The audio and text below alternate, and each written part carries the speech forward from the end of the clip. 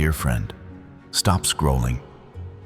This isn't just another video, this is a holy interruption. Because if you've ever sat in silence wondering, God, did you forget what you said? If you've ever cried over a promise that felt like it expired in the waiting, then this moment was divinely timed for you.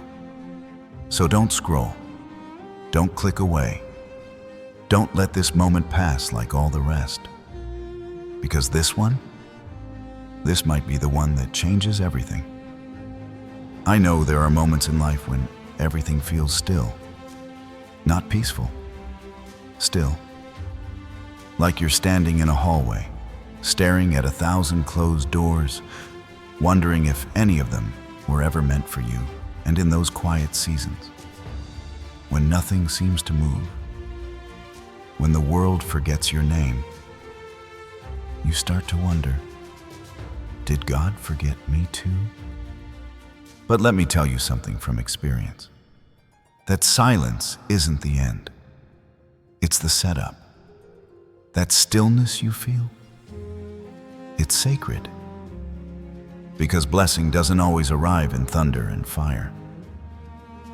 Sometimes it tiptoes in like soft rain on a dry soul, quiet, consistent, and deeply refreshing. The kind of blessing you don't see coming because it doesn't chase applause. It chases purpose. And God has been preparing these things behind the scenes, setting things in motion. And now, what was hidden is about to be revealed. What was delayed is about to be delivered. And you're about to witness the unfolding of what He promised. So lean in. Because this isn't just encouragement. This is confirmation. And before we go further, if this message reaches your heart, like the video, subscribe, then drop 777, the number of heaven in the comments if you believe something's shifting in your life. Now, let's stay in this moment. Let's walk forward together.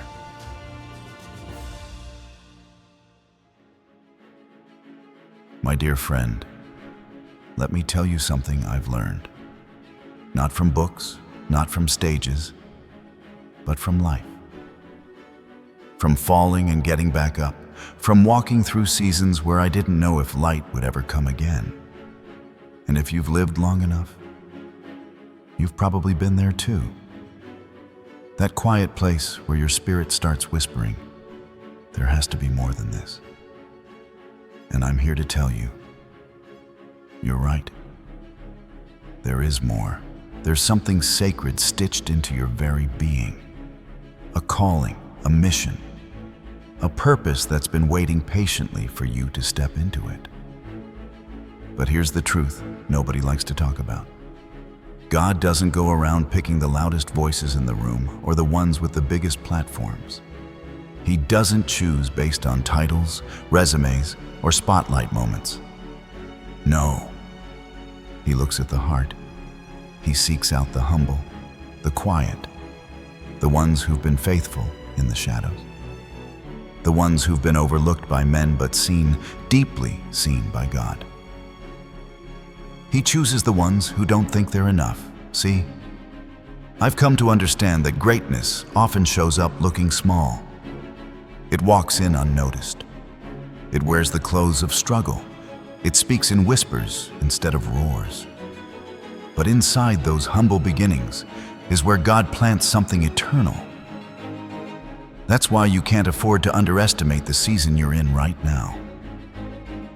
You may not see the whole picture, but trust me, He does. He's been writing your story long before you knew how to read it.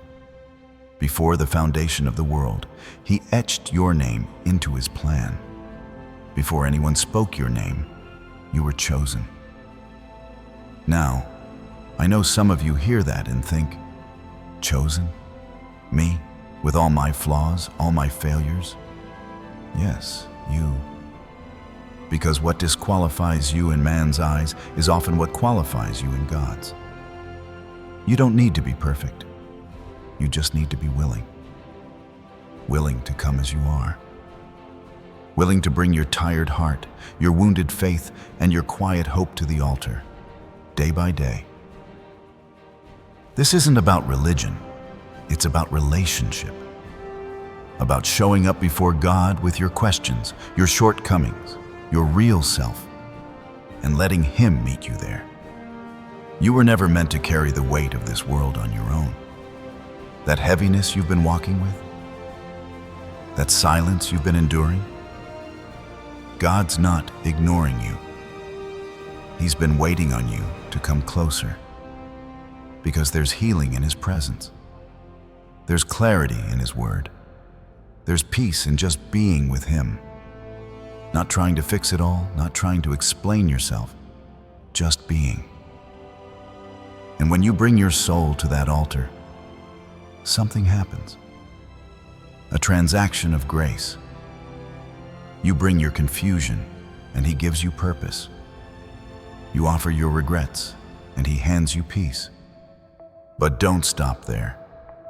Because once you've stood in His presence, once you've received that mercy, now it's time to rise. Not just physically, but spiritually. Rise with courage, rise with direction, rise with obedience. Because this isn't just about feeling better, it's about becoming who you were always meant to be. There's work to do. There's ground to cover. There's a divine assignment with your name written all over it, and nobody else can fulfill it the way you can. That stirring in your spirit? That sense that life's not done with you yet? It's true. You've got tasks to fulfill. You've got lives to touch. You've got miracles waiting on the other side of your yes. But here's the thing. God won't force it on you. He invites you. He equips you. But you've got to choose to walk with Him. You've got to believe that your presence matters, that your voice carries weight, that your hands were made to build something eternal. And I know it's not easy. I know doubt knocks louder the older we get. But listen to me. Faith doesn't fade with age. It deepens. And you don't need to have it all figured out. You just need to say, "Here I am, use me." That one act of surrender is the beginning of everything. Because when you surrender, you make room for miracles. And believe me, there are countless ones still ahead. You haven't seen the half of what God wants to do through you. There are relationships to be restored, gifts to be awakened, doors to be opened that you thought were closed for good. But you've got to take that first step, back to the altar, back to the presence, back to that daily walk that transforms ordinary moments into holy ground. This isn't hype. This is legacy. This is calling. And if you've ever wondered why your life has had so many twists and turns, maybe it's because you've been in training for something divine. Your scars don't disqualify you. They prove that you made it. Your survival is your testimony. Now it's time to use it, not in pride, but in obedience. So I'm challenging you right now. Stop shrinking. Stop hiding. Stop doubting. The time is near. You are chosen. You are needed. And if you choose to step forward, you won't be walking alone. Heaven will walk with you. Miracles will follow you. And the world will begin to see, through you, just how good God really is. Now listen. After you've answered the call, after you've stood up and said, "Here I am, Lord, send me," you've got to understand something else. The journey doesn't get easier just because you've stepped into purpose. In fact, it may feel like everything slows down. You may look around and wonder, where's the breakthrough? Where's the miracle? Where's the change I've been praying for? But let me tell you, just because it hasn't happened yet, doesn't mean it's not already in motion. Miracles don't always come wrapped in flashing lights. Sometimes they move silently. Sometimes they take root in the dark before they bloom in the daylight. And if you've been walking through life wondering if your prayer was heard, I'm here to tell you, it was. That whisper you sent up in desperation, that cry from your soul, heaven caught it, and the answer has already been set in motion. You may not see it yet, but it's coming. And the truth is, it's already started. See, God doesn't need a grand entrance to do a mighty thing. He often moves in silence because he's not trying to impress the world.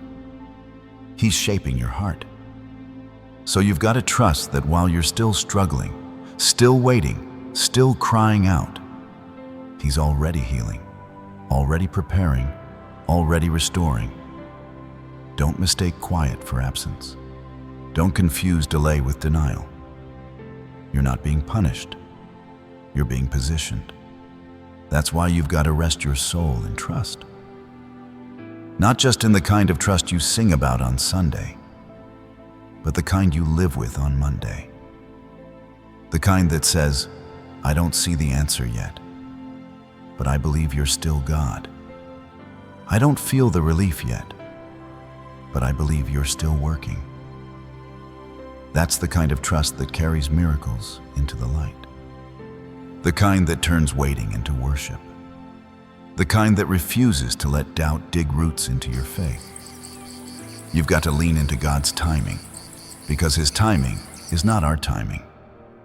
And I know that's hard. We're used to fast answers, quick results, everything on demand. But this is not the microwave kind of blessing. This is a legacy kind of blessing, and legacy takes time. God's not just preparing the miracle, he's preparing you to receive it. Because what good is a blessing if you're not ready to carry it? What good is a door if you haven't been trained to walk through it with wisdom and humility? There's peace in trusting the process. And that peace, that stillness in the storm, that's not weakness. That's power. That's strength wrapped in surrender. When everything in you wants to fight, wants to fix it, wants to force it, and yet you choose to fall to your knees and say, God, I trust you. That's where the supernatural begins. That's where miracles breathe. And let me tell you something else. You are not disqualified. I don't care what you've done, where you've been, or what someone else said about you. No one, hear me, no one has the authority to condemn you. Not when God himself has already called you forgiven. Not when Jesus already paid the price for your redemption. That shame, that voice in your head that keeps trying to remind you of your past, that's not from God. That's the enemy trying to drag you back into chains that have already been broken. You've got to silence that voice. Shut it down with truth. Because when God says you're free, you are free indeed. That means you don't have to walk around carrying guilt that God already buried. You don't have to keep rehearsing pain that God already healed.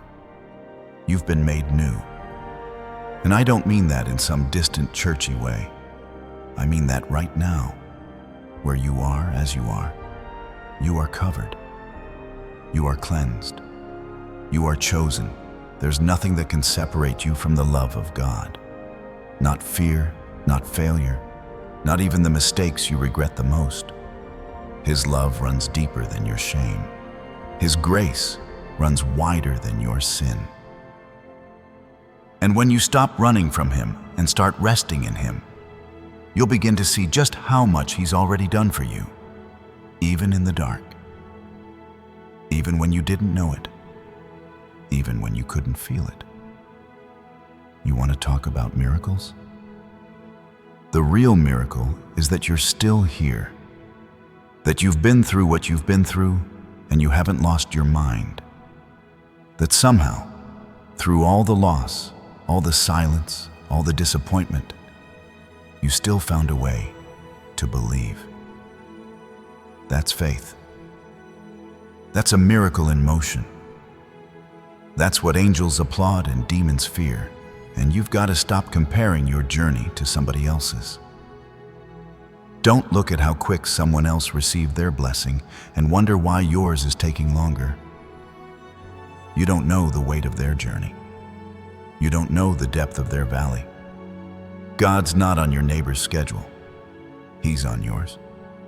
Your life is not late. Your miracle is not lost. It's right on time. And while you wait, don't just sit. Worship. Don't just worry. Walk in peace. Because the same God who parted the sea is the same God holding your hand. And you don't need anyone's approval to receive what's yours. Some of you have been waiting for someone else to believe in you before you believe in yourself. Let that go. You've been validated by the Most High. You've been approved in the courts of heaven. That means the courtroom of public opinion holds no power over you. God has already stamped your identity with His love, and no voice, no hater, no mistake can unwrite what's already been written by His hand. So tonight, or this morning, or whenever you're hearing this, I want you to breathe. Just take a breath. And let that breath remind you that you're still alive. That means God's not finished. That means purpose is still unfolding. That means the miracle is still in motion. That means no matter what's against you, greater is the one who's for you. And if it feels quiet right now, if life feels still, like nothing's changing, don't panic. Stillness is often the prelude to power. Before the waves parted, there was silence. Before the stone rolled away, there was a hush. Before the fire fell from heaven, the prophet stood in stillness. God moves in ways we don't always understand, but He moves. And when He moves, chains break, walls fall, doors open, hearts heal. So don't fear the quiet. Embrace it. Lean into it. Trust that something holy is happening, even now. You're not waiting for God to show up. You're learning how to recognize the God who never left. And when you see Him, not with your eyes, but with your faith, you'll realize He's been working all along. This is your season to trust, not just in the outcome, but in the character of the one who holds it. This is your moment to let go of the timeline and hold on to the truth. You are not abandoned. You are not forgotten. You are not overlooked. You are loved with an everlasting love. You are being guided by a hand that never trembles. You are being lifted by a power that never fails. And I don't say that lightly. I say that as someone who knows what it's like to wonder, to wrestle, to wait. I say that as someone who's seen doors shut in my face and had to keep knocking. But I also say that as someone who's seen the impossible turn into praise. Who's seen prayers answered in ways I never imagined. I've seen God move, and I know He's about to move for you too. So hold on, not just to hope, but to Him, to His promises, to His peace. Let your heart rest in the knowing that the miracle is already unfolding, that the blessing is already being formed, that the silence is not a void, it's a womb. Something is being birthed, something sacred, and it's coming through you. If that spoke to you, if you feel that confirmation in your spirit, then do something bold. Comment, "Trusting still," in the comments. Let heaven see your faith in action. Let the enemy know you're not backing down. Let's keep walking, because the best is still being written. Now, after you've heard the reassurance that miracles are already unfolding, even the ones you can't yet see, I want you to hold on to that truth. Because right now, I know some of you are walking through days that feel heavy. You've carried pain long enough for it to settle in your bones. You've worn worry like a second skin. And if that's you, let me talk to you directly, heart to heart. Because this moment right here, this isn't just a message. This is a turning point, not because everything suddenly feels better, but because you're about to receive a kind of peace the world didn't give you, and the world can't take away. You see, we live in a time where peace feels like a luxury. The bills keep coming. The family pressures don't stop. Your body might be tired, your soul stretched thin. And in that space, right in the center of the tension between faith and fear, God is ready to do his finest work. That's where he meets us. Not after we've got it all together, but while we're still holding the pieces in our hands, unsure if they'll ever fit again. So if today you feel low, if you're moving slow, not just in your steps, but in your spirit, if you're finding it hard to get up and face another round, know this: you're not forgotten. You're not invisible to the one who formed you. He hasn't skipped over your pain, and he's not waiting for you to become better before he lifts you. In fact, it's the ones who are weary, the ones who feel broken, the ones who've been pushed aside that God is closest to.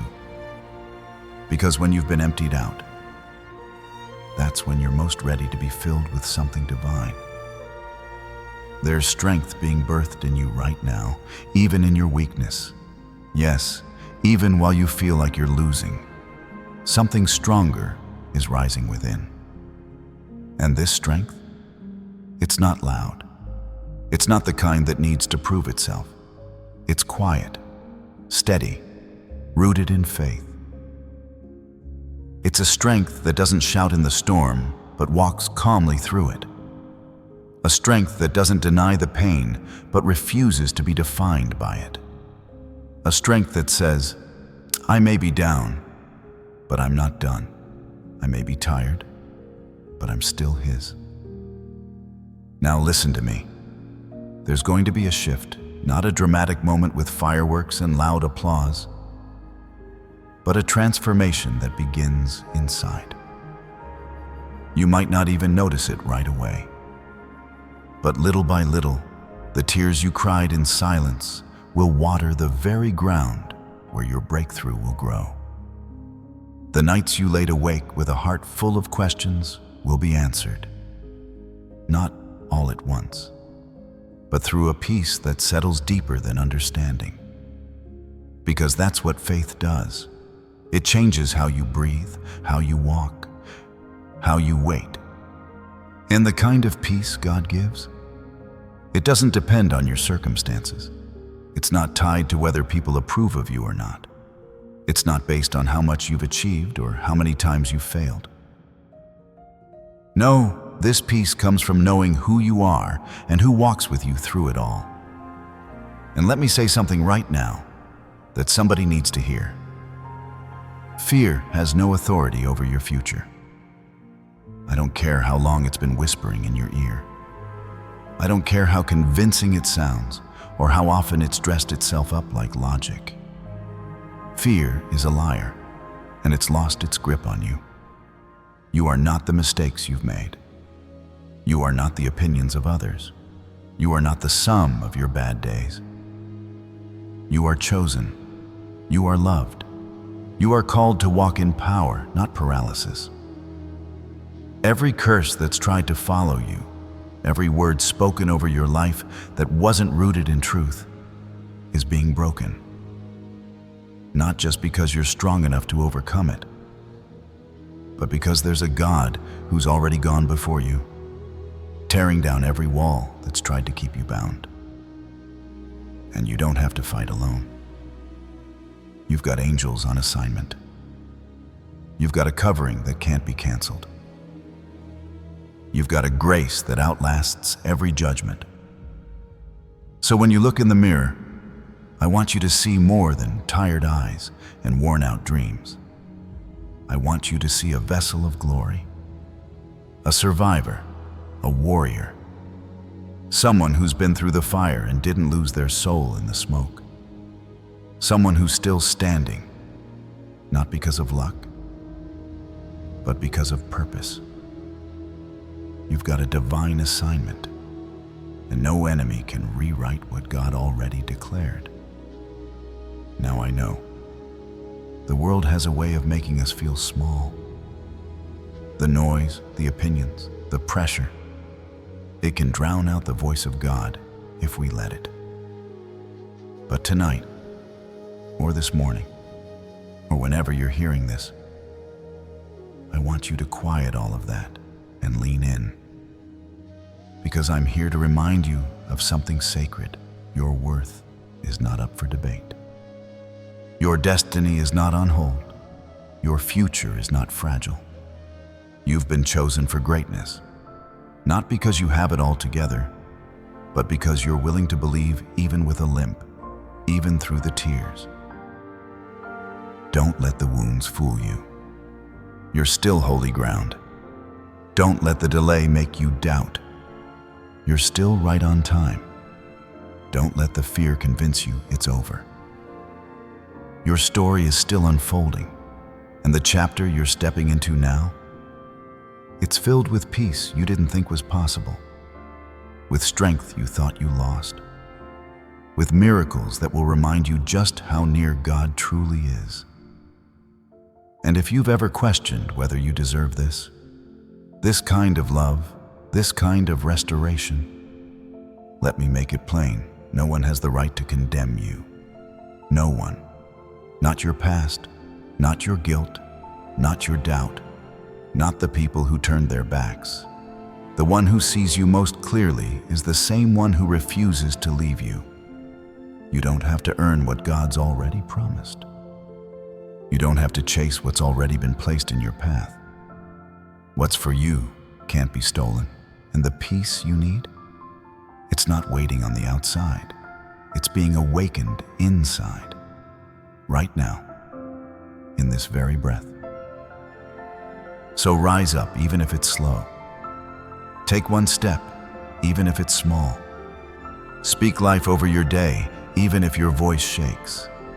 And know this, He's not done with you, not even close. The best is not behind you. It's rising with you as you decide to believe again. I want to take a moment and talk to the ones who are still standing. Barely. The ones who smile in public but cry behind closed doors. The ones who pray quietly at night, asking God if He still hears them. You see, we just talked about peace, about that deep reassurance that only faith can bring. But I know, for some of you, peace still feels like a far-off promise. So let's step into this next truth together. Let's go a little deeper. Because while peace is the destination, the journey there requires courage. Courage not in loud declarations or public victories, but in those quiet, hidden battles that most people never see. I'm talking about the kind of strength you need when the world feels like it's pressing in on you from every side, and you're out of answers. That silent strength, that spiritual resolve, that supernatural power that rises not from what you see, but from what you know deep in your soul. That even now, even in this storm, God hasn't left you. There's something sacred about the pain you've been carrying. And I say that not to glorify suffering, but to shine a light on how holy it is when you choose to keep walking, even when the road is steep. Your tears, those silent, unseen tears, aren't wasted. They are heard, gathered, honored. When you whispered, "God, I can't take this anymore. He didn't ignore you. He didn't turn his face away. No, he stood beside you, closer than breath. And what you didn't see is that even then, he was preparing your rescue. Because sometimes God's answer to your pain isn't immediate escape. It's endurance. Not because he wants you to suffer, but because he's doing something within you that can only be forged through fire. He's not just getting you through it, he's transforming you in it. And when you come out on the other side, you won't just be healed. You'll be holy. Not in some religious performance, but in a way that radiates grace, power, and divine purpose. You see, every silent battle you've faced has built something in you. It's cultivated roots that go deep. And now is the time to rise. Not in your own strength, but in the strength that God has already poured into you. That power is not out there somewhere.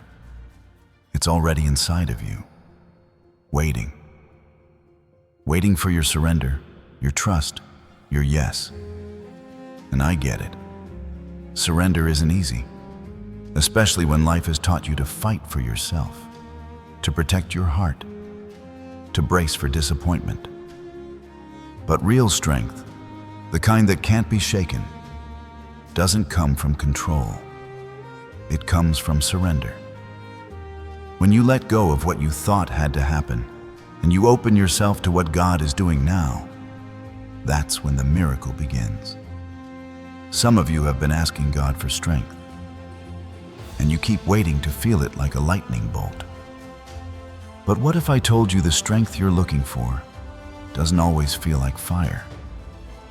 It sometimes feels like stillness, like peace when everything is falling apart, like hope that shows up when you least expect it, like grace that holds you together when logic says you should have fallen apart. That's supernatural strength. That's what it means to overcome.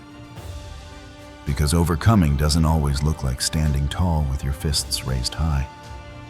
Sometimes it looks like crawling with bruised knees and tear-stained cheeks, whispering, "I won't give up. I'll keep going. God, I trust you." It's in those moments that your faith shines the brightest. Not when you feel strong, but when you admit your weakness and let God carry you. That's not defeat. That's the doorway to divine power. Because in your weakness, His strength is made perfect. That's not just scripture. That's life. That's reality. That's the truth I've seen with my own eyes and lived with my own soul. And I want to speak something over you right now. You will not stay broken. This won't be the chapter that defines you. This is the part of your story where the shift begins. Healing is coming, not just for your body, but for your spirit, for your heart, for the places that no one knows have been wounded. Peace is coming, not the kind the world gives, temporary and fragile, but the peace that anchors your soul even in chaos. And abundance, yes, abundance and is already making its way towards you.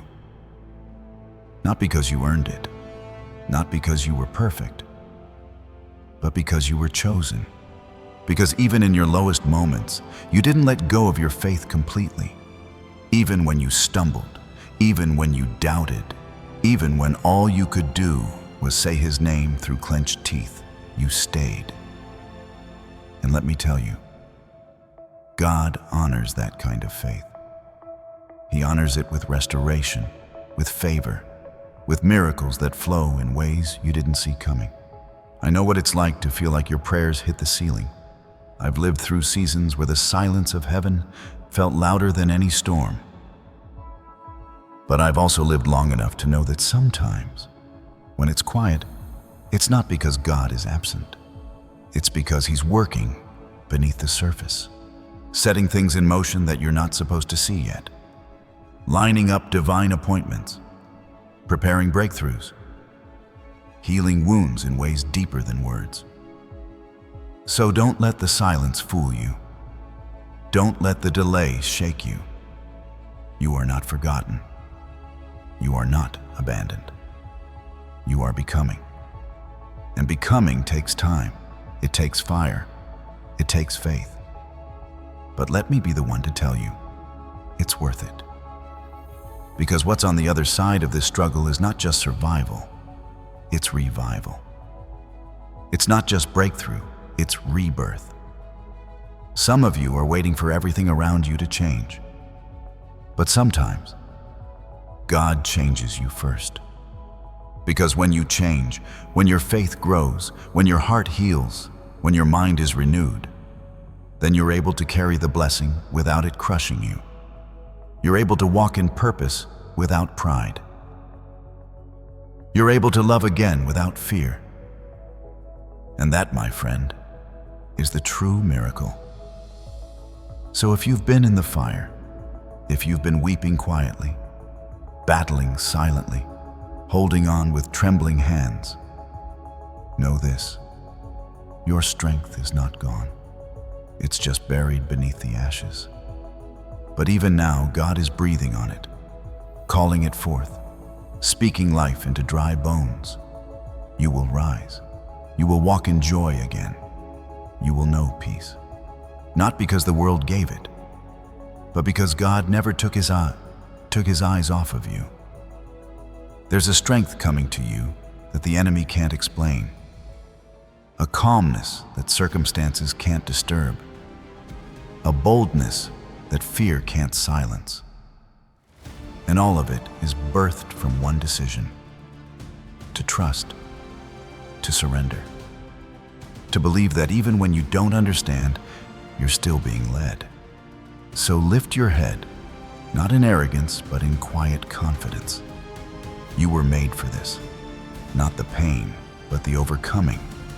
Not the darkness, but the rising. You are more than what you've been through. You are more than who left you, what failed you, or what tried to break you. You are chosen. You are anointed. And you are being positioned for the kind of breakthrough that doesn't just bless you, but blesses everyone connected to you. Let this be the moment you remember who you are. Let this be the breath that reminds you you are not alone, that the same God who held you through your worst is the same God who is guiding you toward your best. And that future? It's not built on what you lost. It's built on who you're becoming. That's the promise. That's the truth. And that's the strength you've got to hold on to. Because even now, even here, even after everything, you are rising. You see, after you've cried your tears, after you've stood back up with bruised knees and a trembling heart, after you've whispered those final, "Help me, Lord," prayers in the dark, that's when you begin to see things for what they really are. Life slows down just enough for you to recognize that not everything that glitters is gold, and not every crown is worth wearing. That's where we are now. We've walked through the fire. We've felt the tremble of the earth beneath our feet. And now, we pause to remember what truly matters. Because in a world that screams louder for more money, more likes, more power, what God has for you can't be measured in numbers. What He has placed within you, the world cannot steal. And what's waiting for you on the other side of obedience is eternal. I've learned as I've grown and walked through many valleys that what you hold in your hands will never compare to what you hold in your heart. And if your hands are full of things, but your soul is empty, you will always be chasing peace you can't buy. That's the kind of treasure we're talking about here. Not the kind the banks count or the cameras flash at, but the kind that heaven records. The kind that survives fire. The kind that keeps you anchored when storms come. there is a wealth far greater than what man can give. It's the wealth of character, the wealth of love, the wealth of knowing I lived this life with honor, with faith, with my eyes fixed not just on what's now, but on what's eternal. You may not have the biggest house, but if your home is filled with peace, with love, with the Spirit of God, then you are wealthy. You may not wear the finest clothes, but if your soul is clothed in righteousness, in dignity, in humility, you are royalty in the eyes of heaven.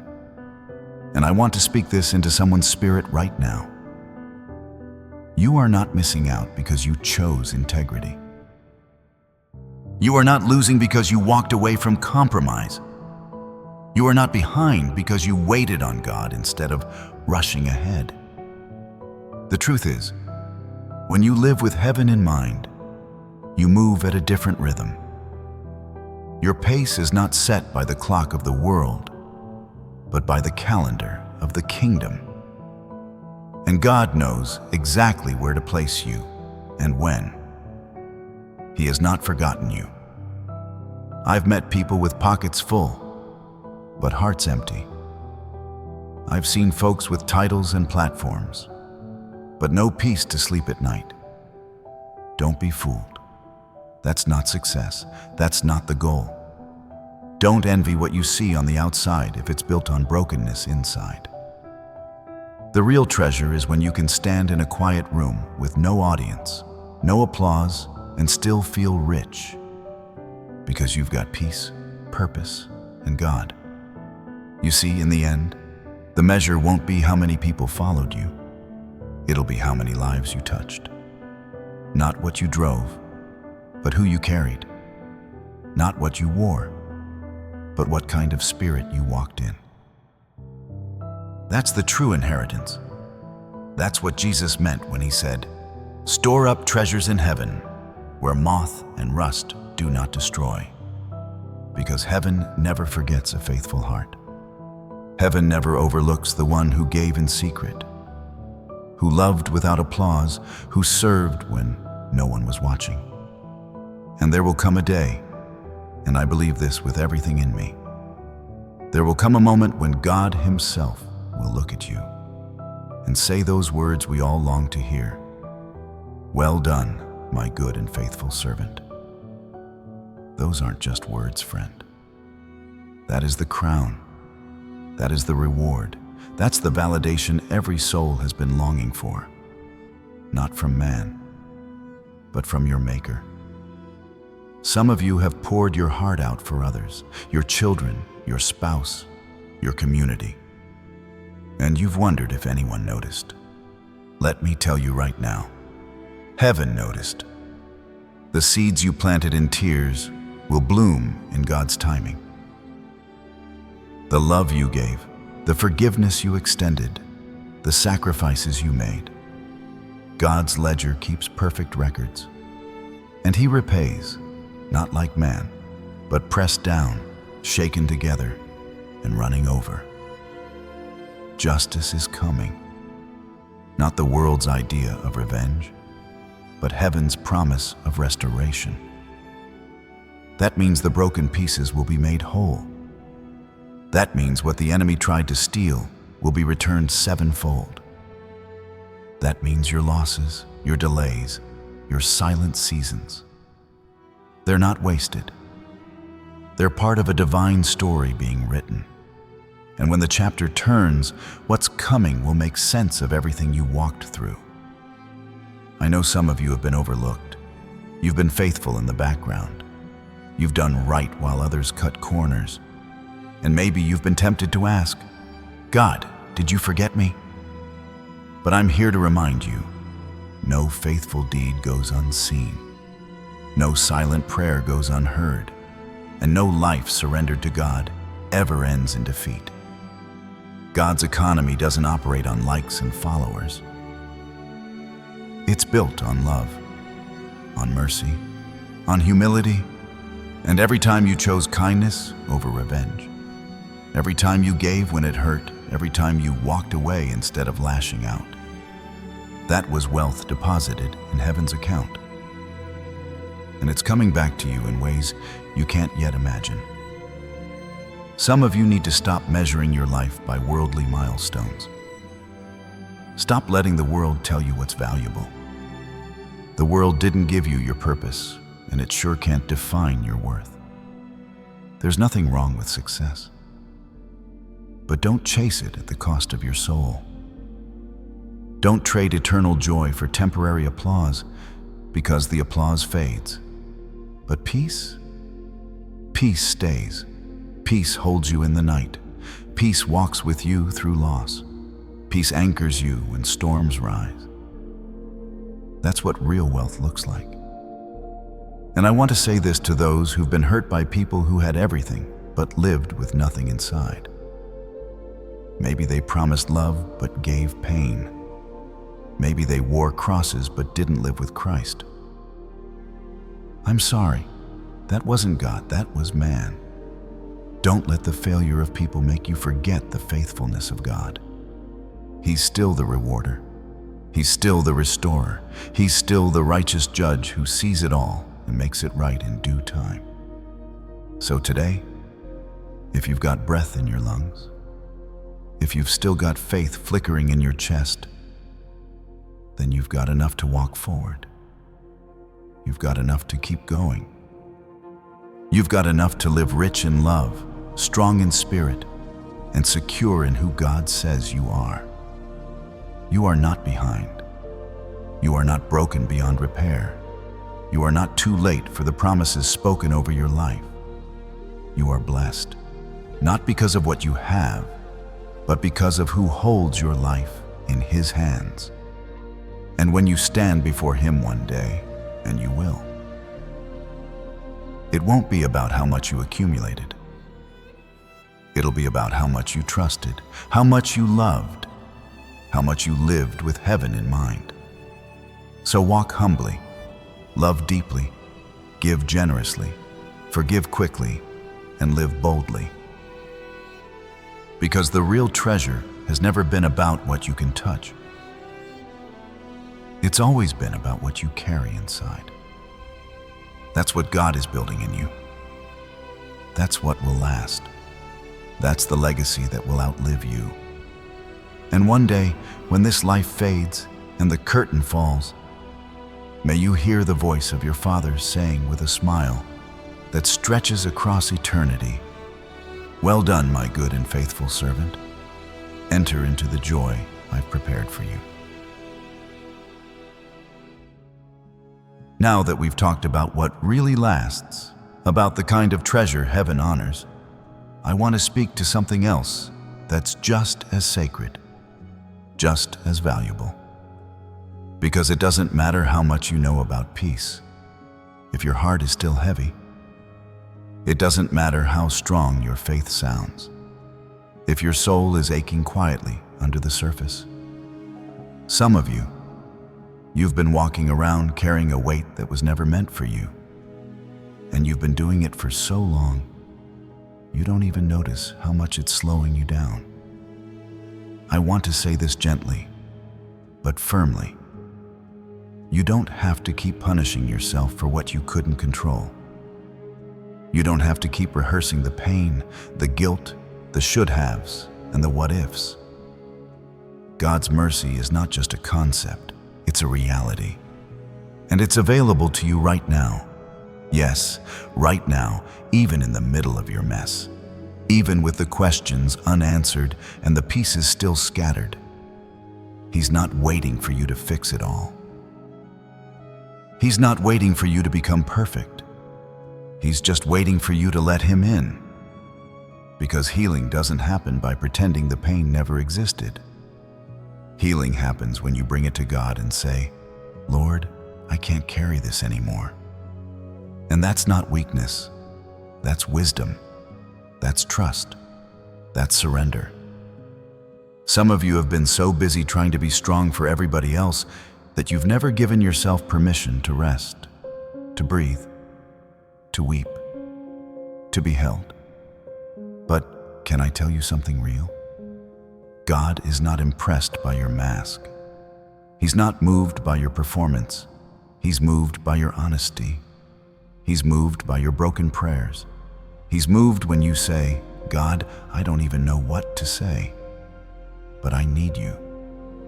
And when you do that, when you stop trying to hold it all together and start holding on to Him, something begins to shift inside. That's the moment healing begins. So this is your invitation, not from me, but from heaven, to finally let go. Let go of the guilt that keeps whispering you're not enough. Let go of the shame that tries to tell you your past defines you. Let go of the worry that robs your sleep and poisons your peace.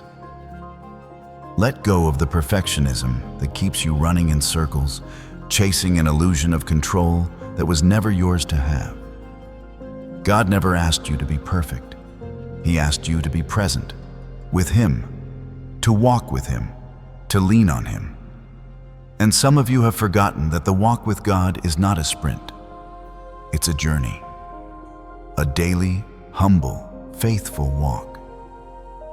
Step by step, breath by breath, trusting not in your strength, but in His love. I know how hard it is to let go, especially when your heart has been bruised, especially when you've loved people who didn't love you back the way you needed, especially when you've been left carrying pieces of a relationship that turned toxic, draining you emotionally and spiritually. And maybe you've held on because you thought walking away meant failure. But the truth is, sometimes letting go is the most courageous thing you can do. God never called you to carry what's killing you. He never called you to stay in places where your spirit is dying slowly every day. And I say this in love.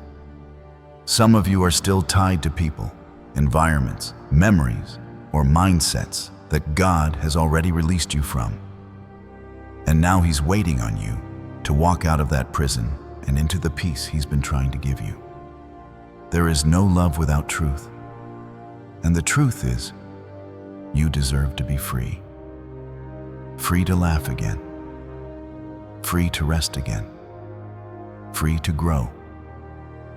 Free to be loved the way God intended, purely, fully, without manipulation or fear. But you can't receive that kind of love if your hands are still clinging to what broke you. And God won't force you to let go. He'll just keep calling you, gently, lovingly, until your heart is ready to release what it was never meant to carry. And I want to speak to that tender part of you that still feels unworthy of that kind of love. Maybe you've heard all your life that you had to earn it, that you had to be better, that you had to work harder. But I want to tell you the truth right now. God doesn't love you because of what you've done. He loves you because of who He is. His love is not a transaction, it's a covenant. It's a promise that doesn't expire when you mess up. It's a river that keeps flowing, even through your deserts of doubt. You are not beyond repair. You are not too late for grace, and you are not invisible to the one who created you. His eyes are still on you. His hand is still guiding you. And even when you walked away, He never did. He stayed. Through every silent tear, through every lonely night, through every prayer you didn't know how to pray. That's the kind of love we're talking about. A love that heals, that restores, that invites you back, not with condemnation, but with compassion. So if you've been hard on yourself, if you've been your own worst critic, maybe it's time to let yourself off the hook. Maybe it's time to stop replaying the mistakes and start receiving the mercy. Maybe it's time to see yourself not through the lens of shame, but through the eyes of grace. Because when God looks at you, He doesn't see all the times you failed. He sees all the times you got back up. He sees every moment you chose to hope when it would have been easier to give up. He sees your fight, He sees your faith, and He calls it beautiful. You may see brokenness, but He sees potential. You may see weakness, but He sees the vessel He's been shaping for something greater. And yes, walking with God doesn't mean the path will always be easy, but it means you won't walk it alone. It means when you stumble, His hand will lift you. When you're weary, His Spirit will strengthen you. And when you're lost, His voice will whisper you back home. So today, take that step toward healing, that step toward trust, that step away from the pain you've been managing and into the peace you've been promised. You don't have to have all the answers. You just need the courage to say, God, I'm ready. Ready to let go, ready to be free, ready to love again, starting with yourself. And when you do, don't be surprised if the weight begins to lift, if the tears finally flow, if the silence becomes sacred, because that's the holy ground of healing. That's the place where God meets you, not in perfection, but in surrender. That's where your soul finds rest. Let today be the day you stop carrying it all alone. Let today be the day you trust that God can take what's broken and build something beautiful, not just outside of you, but within you. That's the walk of faith. That's the journey back to joy. And it begins with 3 simple words. Let it go. You've let go of the weight. Now that you've opened your hands and heart to healing, there's something else you need to know. Something that must be spoken to your spirit before you take another step.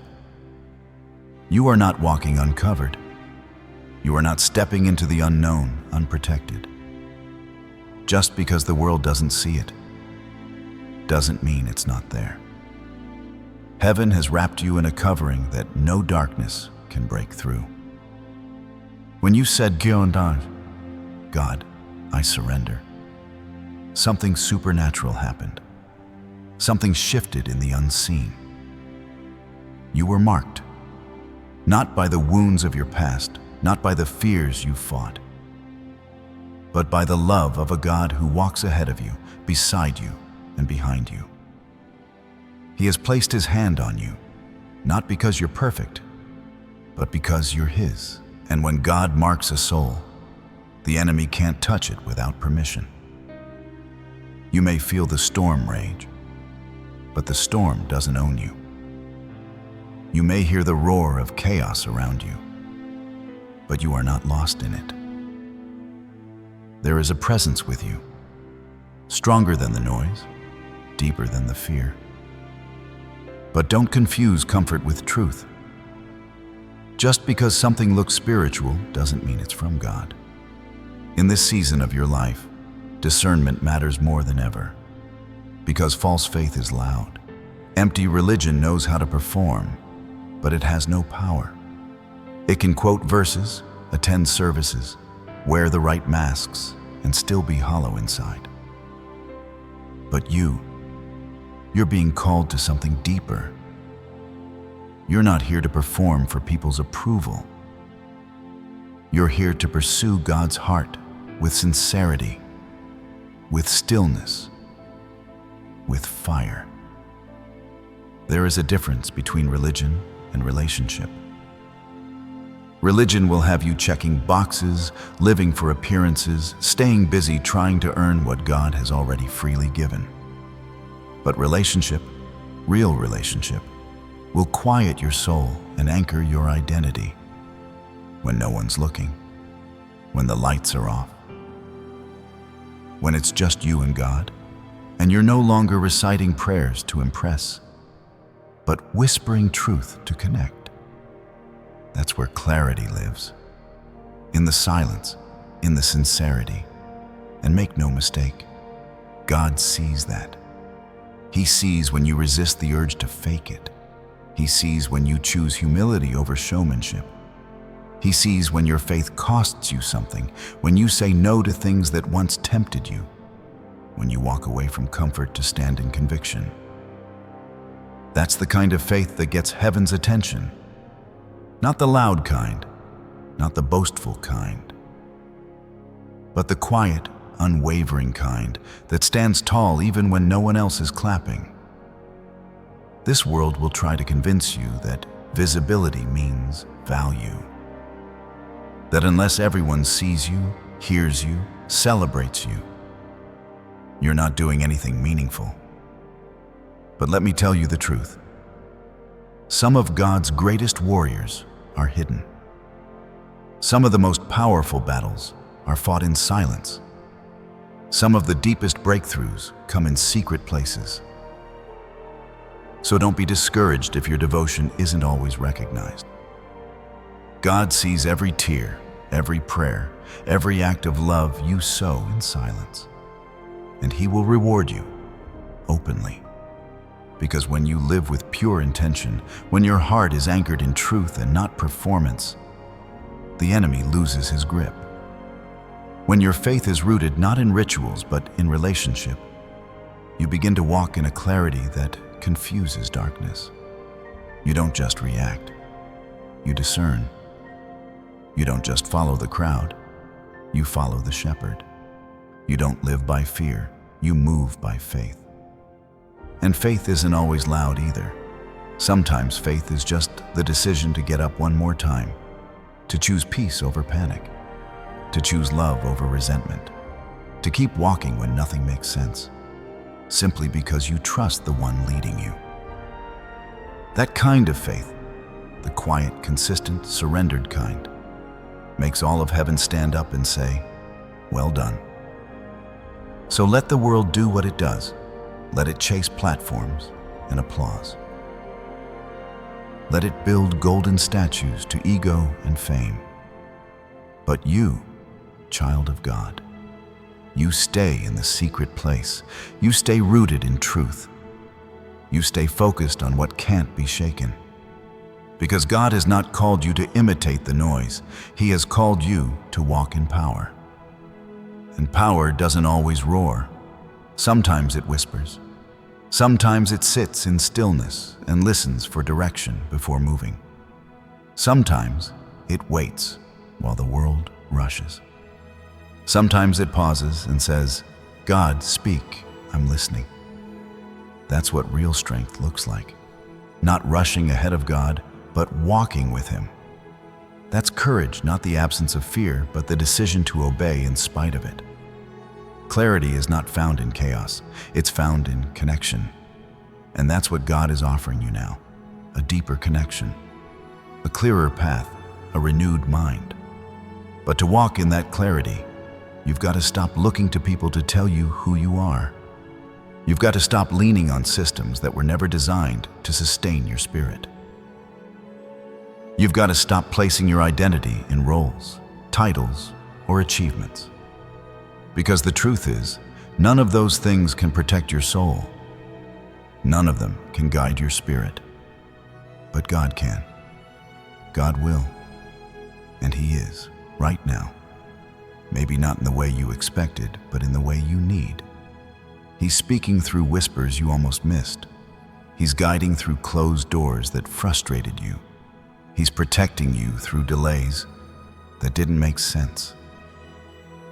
That's not rejection. That's redirection. That's not absence. That's alignment. So breathe, child of God. You are covered. You are guided.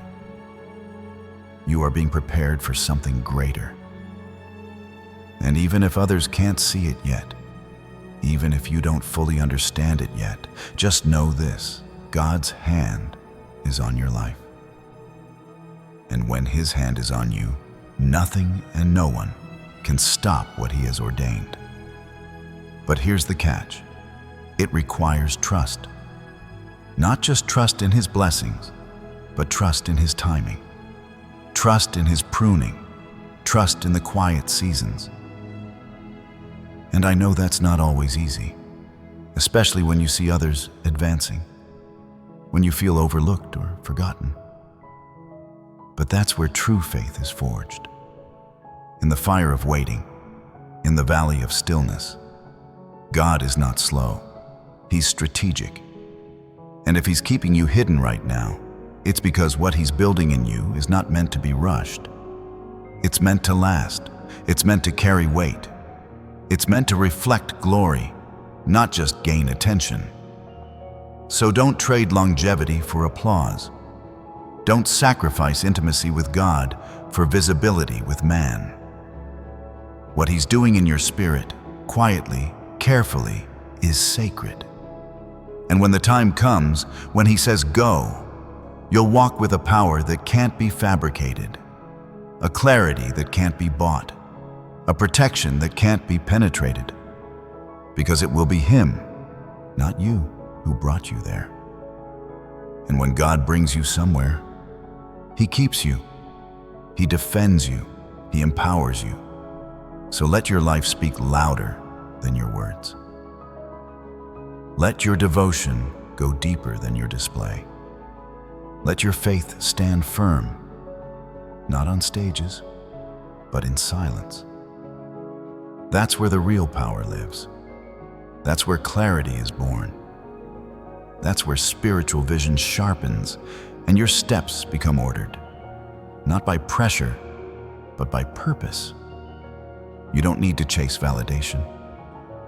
You don't need to force doors open. You just need to stay close to the source, the one who calls you by name, the one who sees behind the curtain, the one who knows your heart. When your life is rooted in Him, nothing can shake you. Not confusion, not criticism, not even delay, because you'll know who you are, and even more, you'll know whose you are. You're covered, you're guided, you're chosen. Now that you understand you are covered, now that you've been reminded you are guided, there's one more thing God is calling you to steward. It's not just your purpose, not just your walk. It's your home, that space where your life speaks the loudest, the place where the real you lives, where love is tested, where peace is challenged, where legacy begins. And I want you to hear this clearly. Your home matters to God. He's not only concerned about what happens when you're in public, but what happens behind closed doors. Because real transformation is proven in private. And the greatest ministry you'll ever have starts at your own table. You see, peace doesn't just show up. It's cultivated. It's chosen. And the Lord wants your home to be more than a place to sleep. He wants it to be a sanctuary, a refuge, a space where His Spirit is welcomed and where His presence is felt. Not just when things are easy, but especially when things are hard. Your home is not meant to be a war zone of bitterness, resentment, and silence. It's meant to be a dwelling place of healing, of laughter, of grace. And that begins with you, not with them, not with what others haven't done, not with who left or who disappointed you. It begins with a heart that's listening now, with the one who's saying, God, use me. Start with me. Because when God is truly invited into your life, He doesn't just fix your future. He restores your foundation. He goes back to the places where things broke, where wounds were passed down, where love grew cold. And He begins a holy work, not to shame, but to restore. Restoration is the heartbeat of our Father. He doesn't leave things half repaired. He doesn't patch up what's broken and call it new. He brings it back to life, fully, thoroughly, from the inside out. And that includes your family. That includes the relationships that have been strained, silent, or shattered. It includes the words that were never said, the forgiveness that never came, the walls that were built high out of fear. God sees all of it. And He says, I can still breathe peace here. I can still bring beauty from this. But He's waiting on your obedience, not your perfection, but your willingness, your openness to let Him use you as a vessel of peace, even if others don't yet respond the way you hope. It's not about controlling people, it's about creating atmosphere. It's about setting a tone in your home that says, as for me and my house, we will serve the Lord. That declaration isn't just for Sundays. It's for the moments when conflict rises, when tension enters, when voices get loud and hearts get tired. That's when you pause and invite heaven in. And here's what's beautiful. When you do that consistently, something shifts. When you choose prayer over petty, when you choose grace over grudges, when you lay down your pride and pick up peace, the entire environment begins to change. Maybe not overnight, maybe not all at once, but like seeds in soil, your faithfulness plants something eternal. The enemy has been attacking families for generations. He knows that if he can steal peace from your home, he can distract you from your calling. If he can stir up division in your house, he can keep your heart too weary to fight for your purpose. But you've got to stand. You've got to reclaim your space. Not with anger, not with force, but with the authority that comes from living surrendered, with the quiet strength that says, this house belongs to the Lord, and I will protect its peace. And you might say, but Denzel, you don't know what I've been through. My family's too far gone. The damage is too deep. I hear you. But let me remind you, our God specializes in resurrection. He's the God who brought Lazarus back from the tomb. He's the one who turned a crucifixion into the greatest comeback story in history. And if He could redeem that, He can redeem this. Don't limit God to what you can see. He's already working in places you haven't touched yet. He's softening hearts behind the scenes. He's arranging divine appointments. He's preparing moments of healing you can't yet imagine. But while He works on them, let Him work on you. Let Him make your heart a vessel of calm. Let Him teach you how to speak life again, how to listen again, how to apologize even when you weren't the loudest one in the room. That's obedience. That's maturity. That's what breaks generational curses and plants new trees of blessing. When you stop waiting for someone else to change and start asking, God, change me. That's when peace takes root. And when peace takes root in one person, it begins to spread. Your obedience becomes a testimony. Your patience becomes a mirror. Your consistency becomes an anchor for those around you. And over time, they'll begin to see it too. They'll feel something different when they enter your presence. Not judgment, not pride, but peace. A settledness, a stillness, and that stillness is contagious. That's how blessings flow, not from big declarations, but from quiet obedience. That's how healing begins, not from shouting, but from surrender. And God promises that when you build your home on the rock of His word, no storm will be able to shake it. The winds may blow, the waters may rise, but your house will stand because it's built on truth, on grace, on love. And let me say this, restoration isn't just about fixing what's broken. It's also about rediscovering what was lost. The laughter, the joy, the meals together, the prayers whispered at night, the comfort of knowing that even when life is chaotic, home is safe. That's what God wants to give you. Not just a roof over your head, but peace under it. Not just people in your house, but unity among them. And maybe that starts with one simple act today. A conversation you've been avoiding.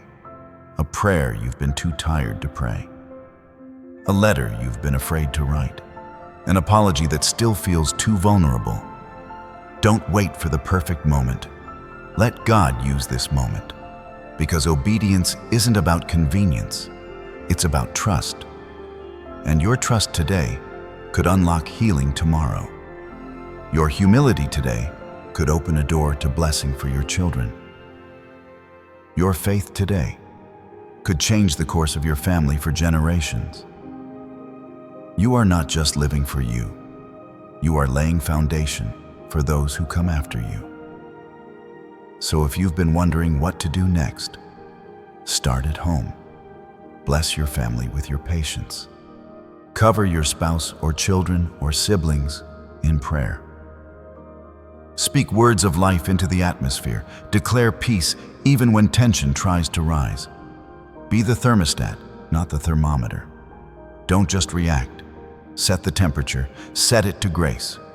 Set it to faith. And when you feel weary, when you feel like nothing's changing, remember this. God sees your effort. He honors your obedience. And His promise is restoration, not just in spirit, but in health, in relationships, and in provision. He can restore what sickness has stolen. He can heal what time has tried to fade. He can resurrect what was declared dead. Because He's not just a God of second chances. He's the God of new beginnings. And He's writing one for your household even now. So don't stop praying. Don't stop believing. Don't stop sowing seeds of peace, even when it feels like no one notices. God notices. And in His time, He will make all things new. Your home will become a sanctuary. Your life will become a witness. Your faith will become a fountain of blessing. Let peace begin right where you are. So after the atmosphere in your home has shifted, after you've declared peace over your space, after you've surrendered the tension, the arguments, the heaviness, what comes next?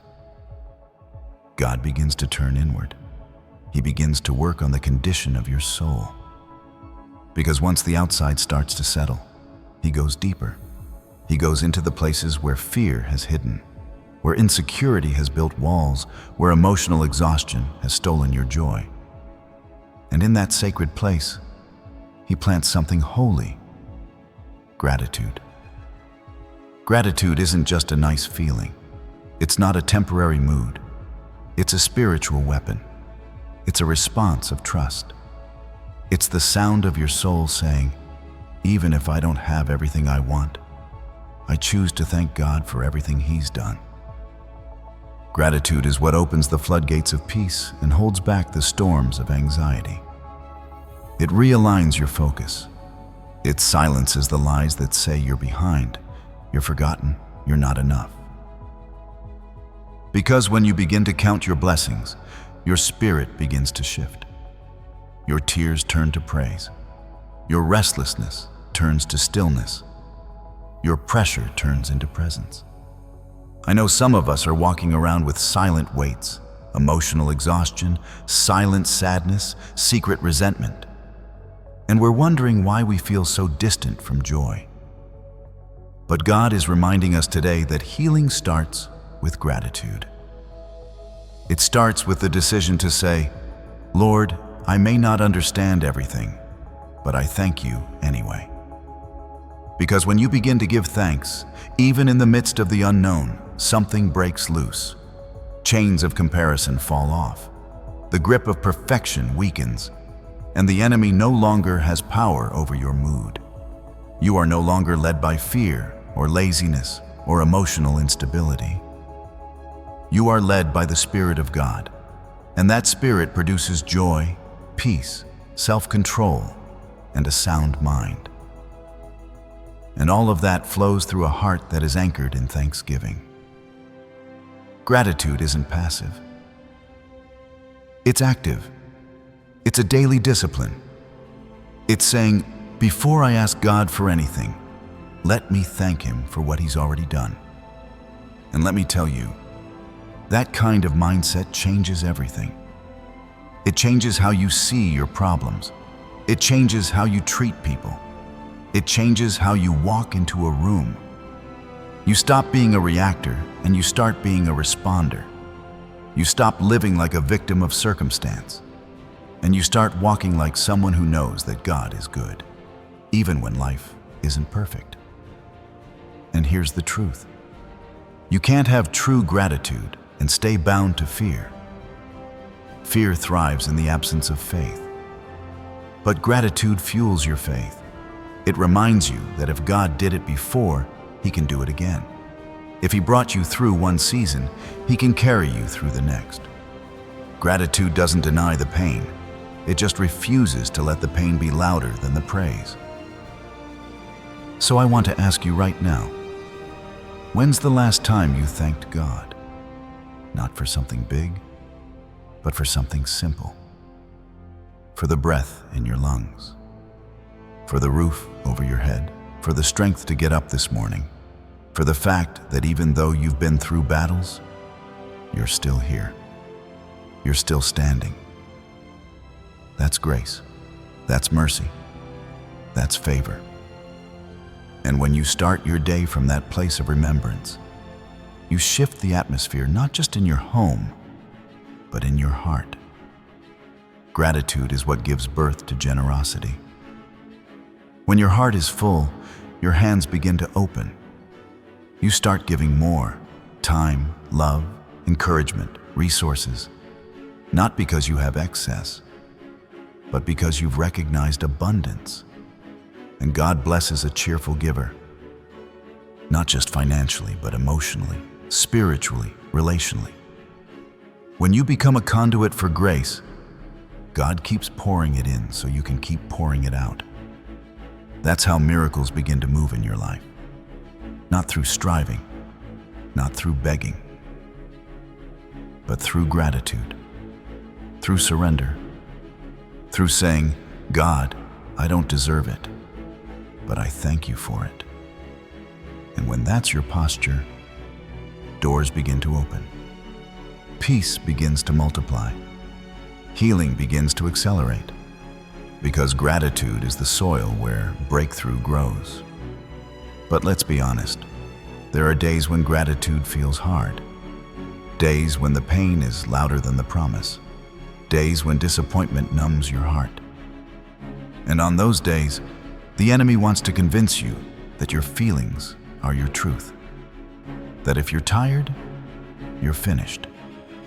That if you're discouraged, you're defeated. But let me speak into your spirit right now. You are not your feelings. You are not your past. You are not your mistake. You are a child of the Most High God. And even when your emotions waver, His truth stands firm. So even on the hard days, practice gratitude. Even through the tears, whisper thankfulness. Even when your flesh wants to complain, train your spirit to praise. Because every time you do, you're building resilience. You're building spiritual muscle. You're creating stability from within. And emotional stability doesn't come from perfect circumstances. It comes from a consistent connection to the one who never changes. And maybe that's what God is doing in you right now. Maybe He's detoxing your heart, removing the clutter, the worry, the overthinking, the old narratives, the lies you've been replaying for years. He's renewing your mind, replacing instability with peace, replacing doubt with confidence, replacing fear with boldness. But He needs you to cooperate. He needs you to choose gratitude over grumbling. He needs you to stop rehearsing what went wrong and start celebrating what's still right. Because you've got more going for you than against you. More strength in you than weakness. More favor on your life than setbacks in your path. But you'll only see it if you slow down long enough to acknowledge it. And that's what gratitude does. It slows you down. It brings you into the present moment. It lifts your eyes from what you lack and focuses your heart on what you have. And let me say this: gratitude will not only bless you, it will free you. It will break the spirit of laziness that tries to make you complacent. It will break the emotional instability that tries to keep you up one day and down the next. It will break the fear that paralyzes you from moving forward. Because when your soul is grounded in gratitude, you become steady. You become strong. You become stable. And people around you begin to notice, not because you're louder, but because you're rooted. And when you're rooted, God can build something on your life that lasts. He can entrust you with influence because He knows you won't let it go to your head. He can pour out provision because He knows you won't hoard it. You'll share it. He can bring increase because your identity isn't tied to what you have. It's anchored in who He is. That's what gratitude does.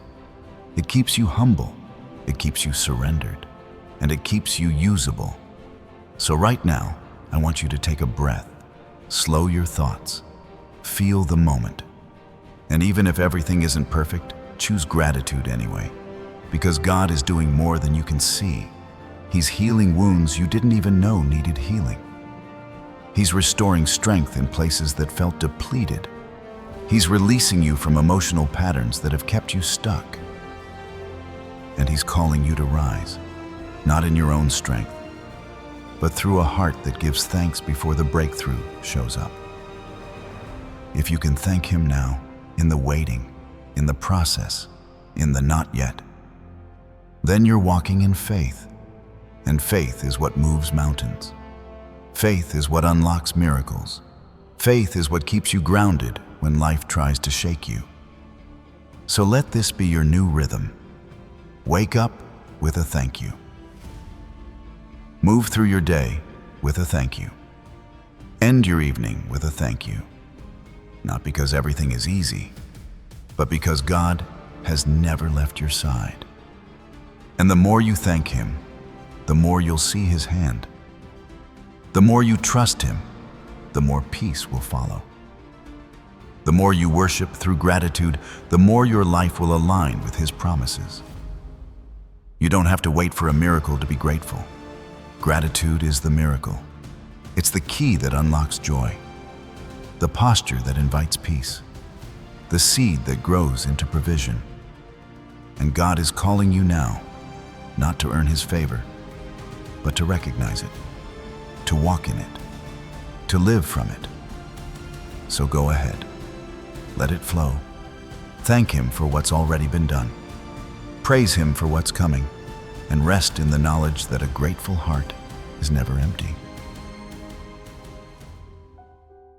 And right where we left off, just when you think you found peace in the quiet, life sends another wave. That's how it works. You're sitting in your calm, your gratitude, your renewal. And then here comes something unexpected, an old fear, a fresh loss. Maybe another storm rolling in just when the clouds seem to clear. But listen to me now. What God placed in you doesn't vanish because the wind picked up. Your identity doesn't shake because the ground beneath you did. His word, His voice, His love, they still stand. Peace isn't something you wait for at the end of the storm. No, it's something you carry through it. That's the mark of someone walking in faith. Not the absence of trials, but the presence of calm in the middle of them. God didn't promise this life would be easy, but He did promise you wouldn't go through it alone. And if you've been wondering why things have been shaking, why parts of your world feel uncertain or unstable, it's not because God walked away. It's because He's revealing just how steady He's always been. When everything else moves, His peace remains. I know what it's like to smile in front of people while a storm is raging on the inside. I know what it feels like to carry burdens you don't talk about. To nod like everything's fine while your soul is whispering, I'm tired. But let me tell you this. God hears what your soul says when your mouth can't speak it. He sees the silent struggles, the private tears, the inner war. And still, in the middle of it all, He's reminding you to be at peace. Not just to the storm outside you, but to the one within. You've come a long way, maybe further than anyone around you knows. You've walked through fire, and maybe you're still carrying the scent of that smoke. But look at you. You're still here. That means God's not finished. That means there's still more for you to do. Don't mistake the noise of the world for the absence of peace. Sometimes the loudest battles are the ones we fight in silence. But it's there that God whispers your true name. You are not forgotten. You are not forsaken. You are not some mistake passing through this life unnoticed. No, you are His. He calls you His own. And when God claims something, the world can't cancel it. The enemy can't steal it. Not the critics, not the delays, not the pain. That label, child of God, was written in eternity before any trial touched your life. And when the Father declares that you belong to Him, there ain't no storm that can snatch you from His hand. Now, I'm not saying it won't get hard. I'm not saying the tears won't fall or that fear won't try to creep in when you least expect it. But what I am telling you is this. You've got to speak back. You've got to speak faith louder than fear. You've got to open your mouth and declare what you believe, even when you don't feel it yet. That's faith. It's standing in the fire and still saying, God's got me. It's walking through the valley and still proclaiming, I am His. You've got to speak it before you see it, because words have power, especially when they're born of belief. And I'm not talking about wishful thinking. I'm talking about that kind of deep, rooted faith that says, I know who I am, and I know whose I am. That's the difference between surviving and living. It's not about pretending everything's okay. It's about trusting that even when it's not, God still is. And that's where real peace begins. Not in the absence of trouble, but in the presence of God's truth. So if you're in the middle of something right now, some kind of confusion, some kind of heaviness that just won't lift, I want you to take a moment, take a breath, and remember who you are. You're not just someone trying to make it through. You're a child of the Most High. You are the result of grace. You are the product of divine intention. Your life is not random. Your struggle is not unseen. And your victory is already written into the pages of your story. When the wind howls and the waters rise, remember what Jesus did in that storm with His disciples. He stood up, looked at the waves, and said, Peace, be still.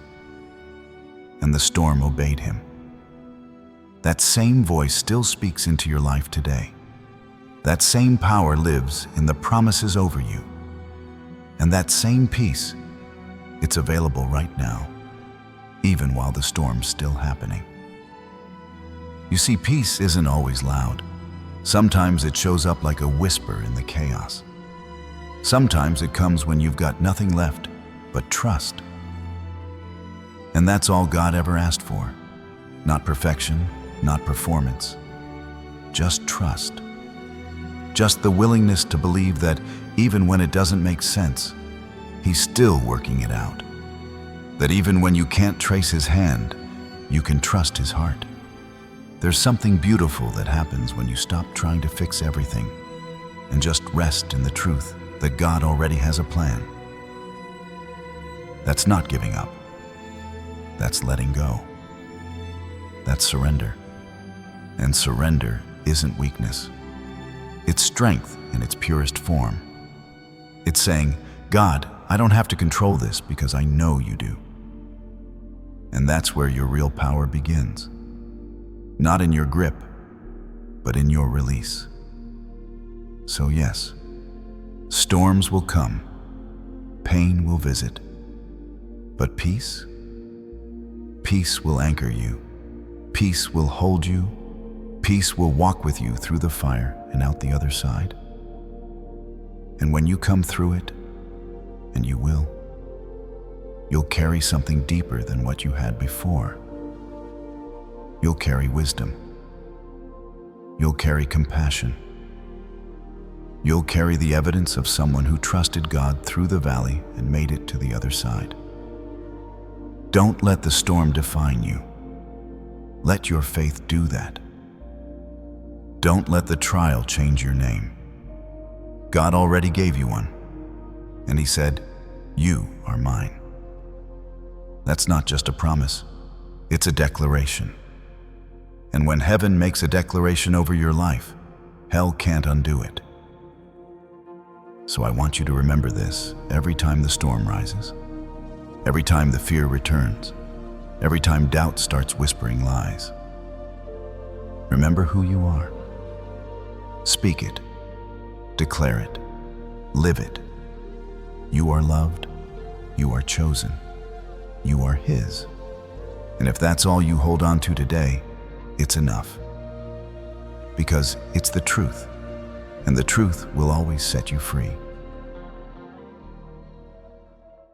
And as we carry the truth of who we are, loved, chosen, held, we step forward into the next call, not just to believe it, but to live it, to walk it out.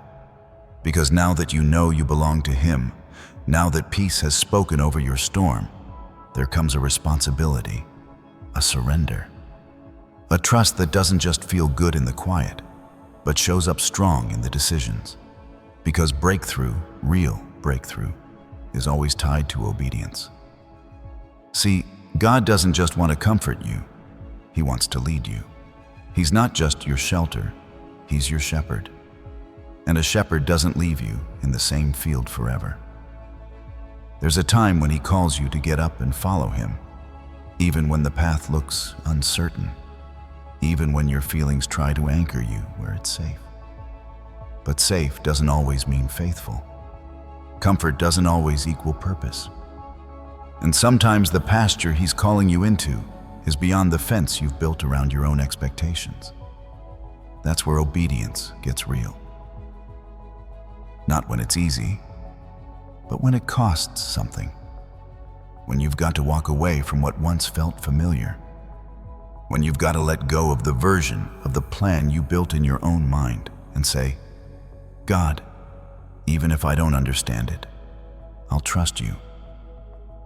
That's the kind of obedience that unlocks heaven. That's where the breakthrough begins. Not in more effort, not in more control, but in more surrender. But in these times, the danger is real. Not just the danger of external storms, but of internal confusion, of following the wrong voice. See, there's a lot of noise out there. There are teachings that sound spiritual, look holy, and feel powerful, but they're built on pride. They twist scripture to tickle ears instead of convict hearts. They sell a promise of ease, wealth, and instant success without ever calling you to humility, to holiness, to the narrow road that Jesus walked. And that road? It still requires a cross. Don't get caught chasing a blessing that God never authored. Don't confuse charisma with anointing.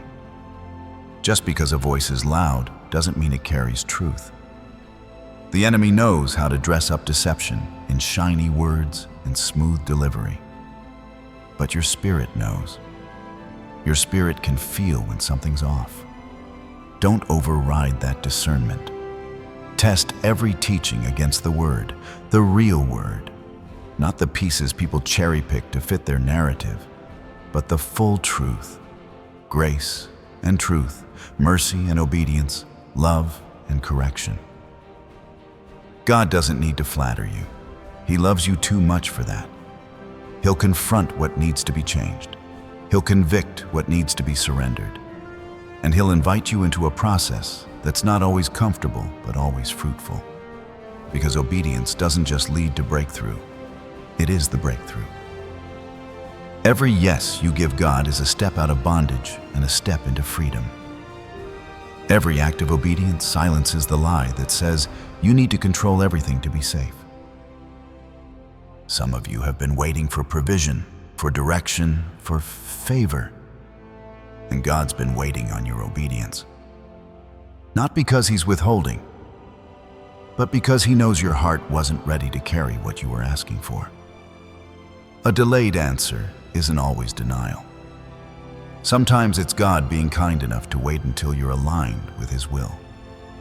Until your motive is clean. Until you're not doing it for applause or revenge or validation, but out of love. Pure, bold, faithful love. And I know, waiting is hard. Doing the right thing when nobody notices is hard. Choosing the narrow path when everyone else is running free down the wide road. That's hard, but hear me. It's worth it. There is a harvest coming from the seeds you've planted in faith. There is a reward on the other side of your yes.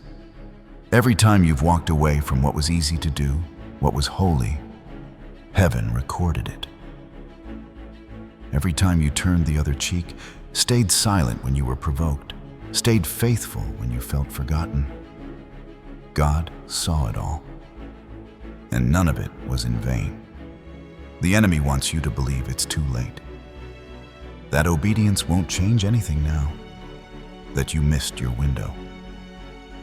But the truth is, your obedience today still carries the power to redeem what's been lost, because God doesn't just restore time. He multiplies it. He doesn't just return what was taken, He gives back better. But the key is trust. The key is humility. The key is a surrendered heart that says, Lord, I don't need to see it to believe You. I'll obey because I love You. And you might not feel qualified. You might look at your past and think, how could God use someone like me? But don't forget, God's not looking for perfect vessels. He's looking for willing ones. People who will say, here I am, Lord, send me. People who will obey when it's hard, give when it hurts, and trust when it doesn't make sense. People who care more about being faithful than being famous. People who know the power of quiet obedience in a loud world. And let me speak this into you right now. Your breakthrough is closer than you think. The moment you decide to obey, even in the smallest thing, heaven moves. Walls shake, chains break, provision is released. Sometimes we're waiting on the miracle, and the miracle is waiting on our obedience. Not because God needs your effort, but because He desires your heart. He's looking for agreement, for alignment, for someone who says, your way, Lord, not mine. You've been praying for doors to open, but have you obeyed the last instruction He gave you? You've been asking for clarity, but have you responded to the conviction He whispered last season? God is not complicated. He's not playing games with your destiny. He's consistent, but He's also just. He knows when your yes is real. And when it is, when you're ready to go where He leads, even when it's unfamiliar, He will do what only He can do. You're not forgotten. You're not too far gone. You're not too late. That's the lie the enemy wants you to believe, so you'll sit still when God says move. But I came to remind you today, obedience is your open door, and it doesn't need to be dramatic. Sometimes It's just you choosing to forgive again, to try again, to believe again. Sometimes, obedience looks like showing up to pray when you don't feel like it, giving when you feel empty, worshiping when your heart is heavy. That's the kind of obedience that heaven honors. And on the other side of that obedience, provision.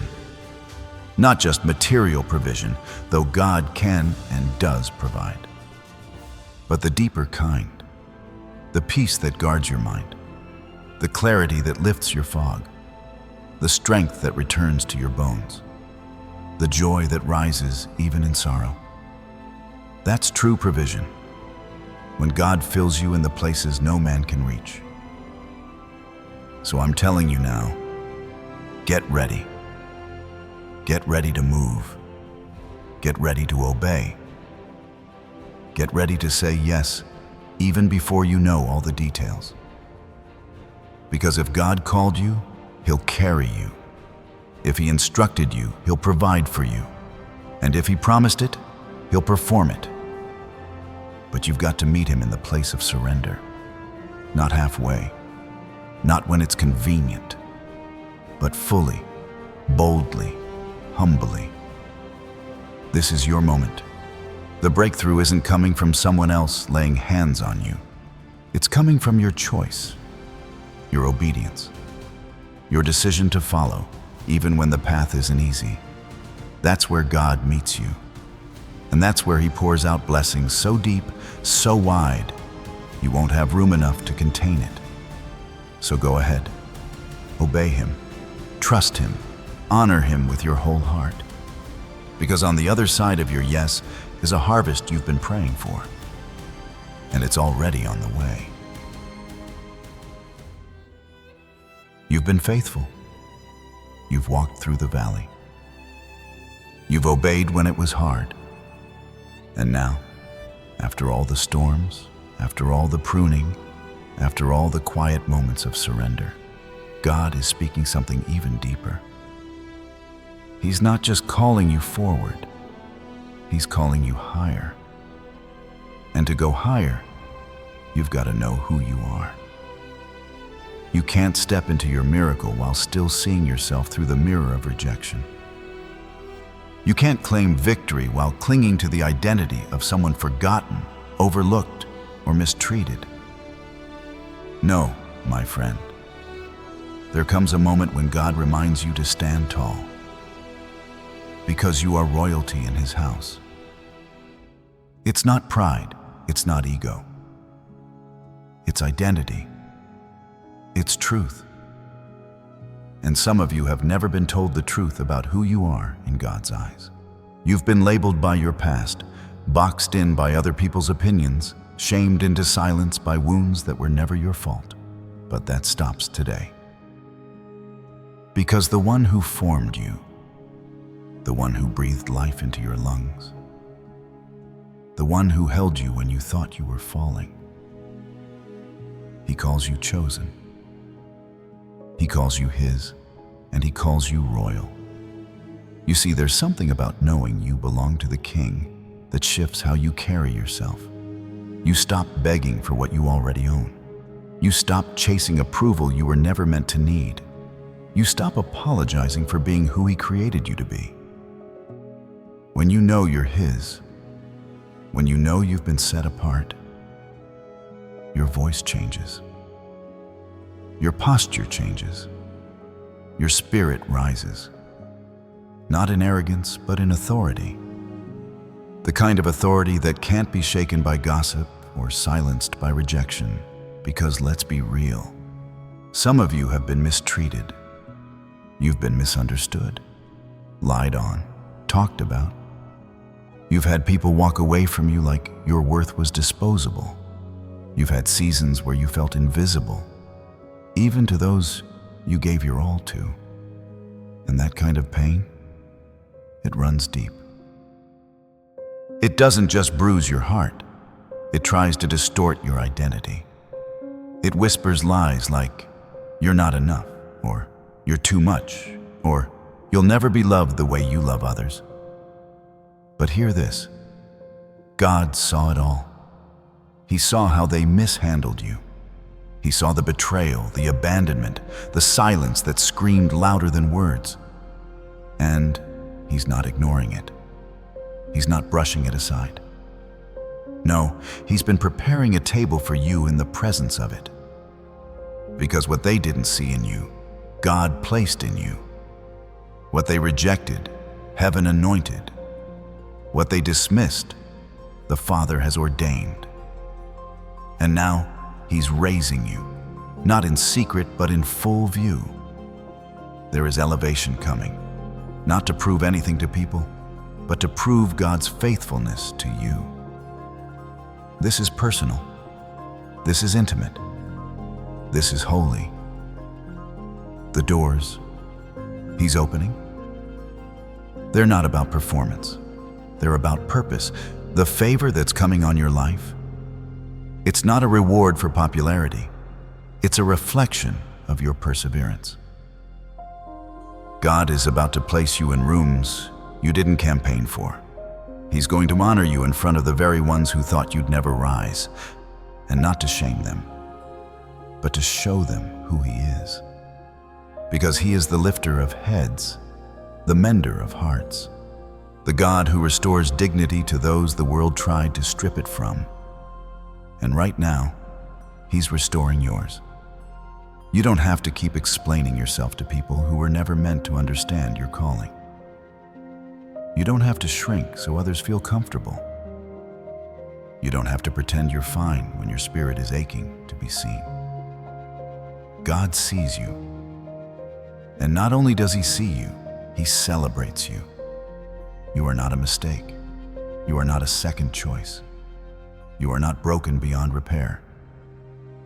You are God's design, handcrafted with purpose, shaped through fire, refined in the dark, and now ready to step into the light, not for applause, but for assignment. Because this is more than just restoration. This is revelation. The revelation that you've been royal all along. The revelation that the crown was never taken. It was only waiting for you to see it. And that's what God is doing now. He's lifting your head so you can see yourself again. Not through the lens of loss or labels or limitation, but through His love, through His truth, through His Spirit. Because when you see yourself right, you start living right. When you believe your royalty, you stop entertaining counterfeit comfort. You stop settling for crumbs when God called you to the feast. You stop tolerating what wounds you and start walking in what heals you. And healing is here. Not just for you, but for your family. There's reconciliation coming.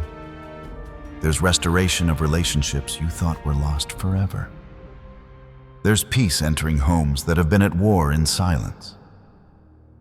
God's not just working in your heart. He's moving through your bloodline. He's answering prayers your grandmother whispered.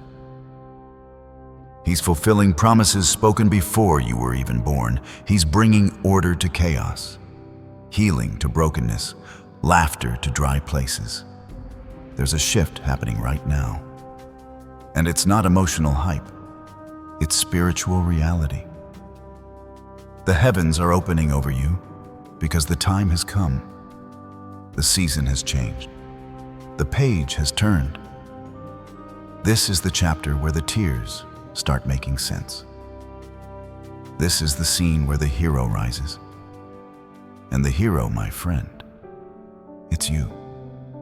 Not because you're flawless, not because you're the strongest, but because you chose to believe. You chose to endure. You chose to stay faithful when walking away felt easier. And God honors that. He always does. He rewards those who seek Him, even when they're trembling. He lifts those who fall at His feet, not those who posture for pride. So don't think for one moment that your elevation is random. It's been in the works for a long time. Every prayer, every fast, every tear, every quiet act of integrity, it's all been building to this. Watch what God will do with a surrendered life. And what He's about to do, it's not just going to bless you, it's going to speak to others.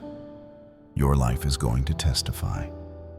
You're going to become the very evidence someone else needs to believe again. Your healing is going to awaken hope in someone else's pain. Your rise will declare that rejection isn't the end. Your story will echo, God still restores. So don't dim your light. Don't downplay your breakthrough. This isn't about arrogance. This is about agreement. Agreement with who God says you are. Agreement with what heaven has spoken over your life. Agreement with the dignity and purpose that's been sitting in your spirit all along, waiting to be unlocked by truth. And the truth is, you're royalty. You've always been royalty. And now the robe is coming back. The ring is returning. The sandals of sonship are being placed on your feet. The famine is over. The drought is breaking. The rain is coming, and with it, miracles. Miracles of reconciliation, miracles of financial provision, miracles of emotional healing, miracles that make no sense on paper, but carry heaven's fingerprint. Because your Father is still in the business of the impossible. And when He raises you, no one can push you down. When He affirms you, no lie can disqualify you. When He opens the door, no enemy can lock it. So lift your head, straighten your back, wipe your tears. You've been through the fire, but you're still standing. You've cried in secret, but joy is about to be your public portion. You've waited in humility, and now God is about to elevate you. Not for applause, but for impact. Not for image, but for influence. The kind of influence that changes lives, that points people home, that brings glory to the one who carried you through it all. You are not who they said you were. You are not what they did to you.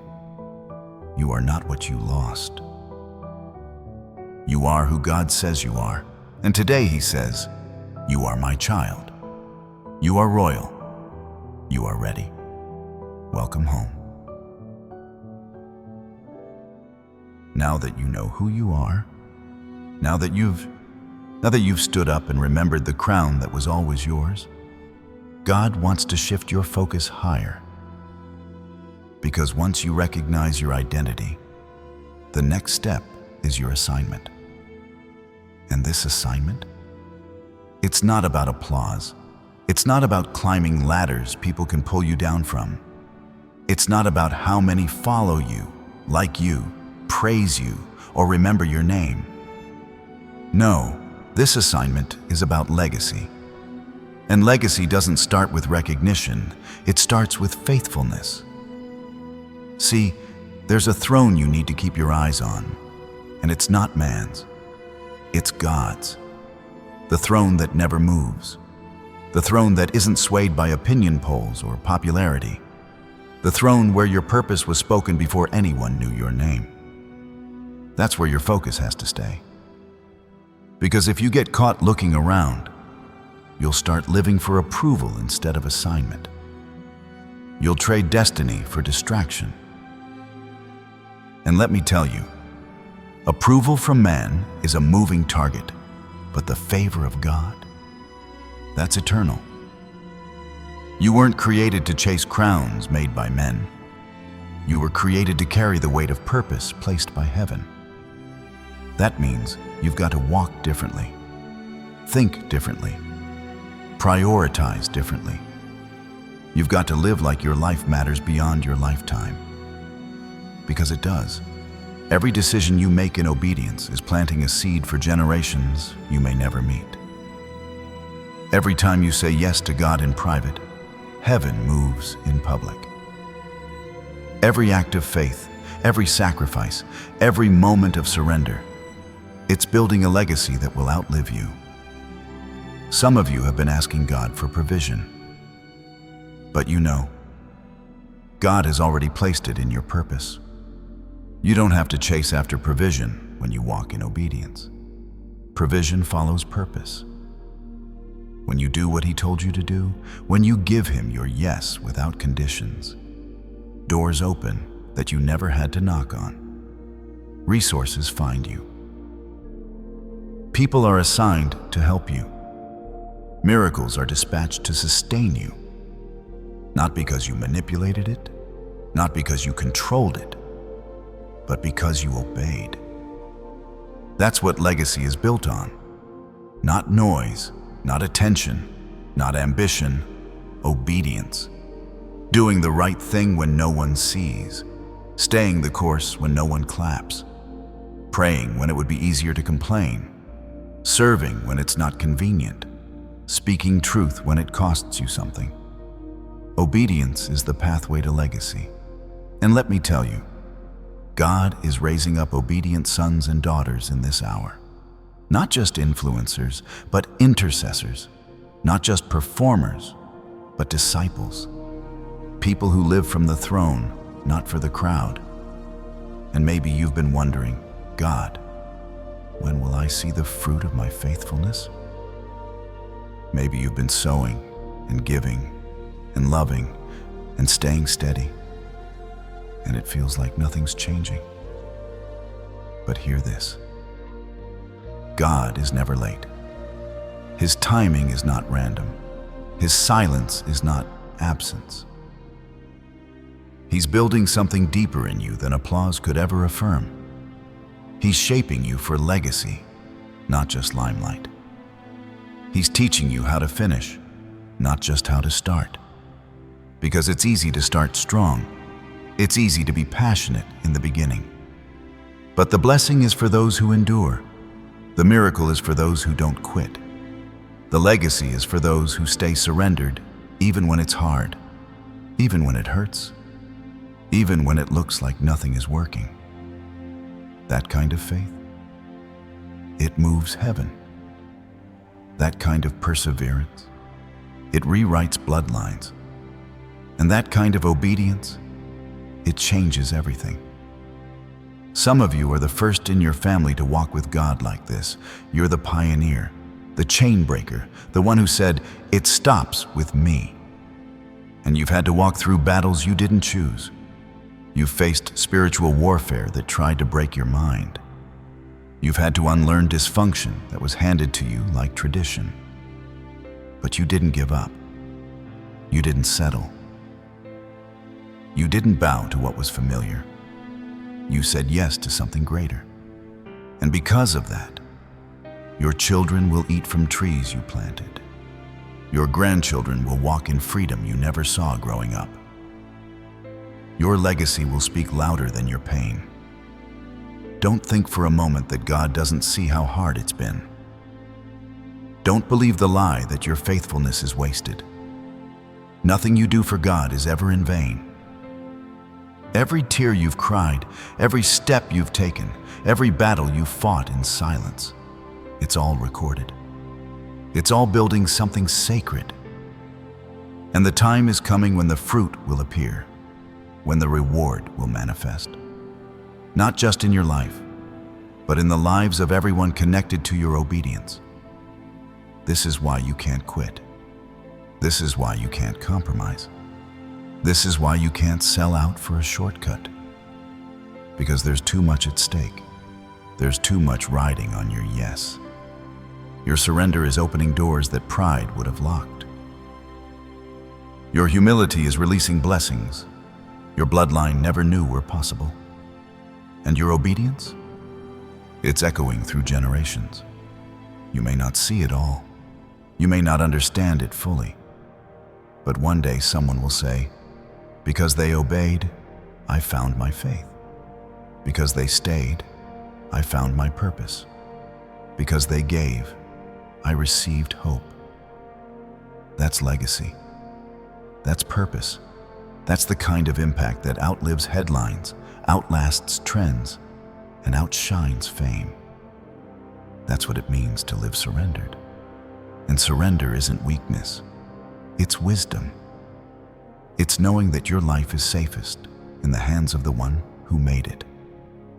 It's knowing that you don't have to carry the pressure of outcomes when you're carrying the presence of God. When you live surrendered, you're not shaken by delays, you're not discouraged by detours. You trust that He's leading, even when the path makes no sense.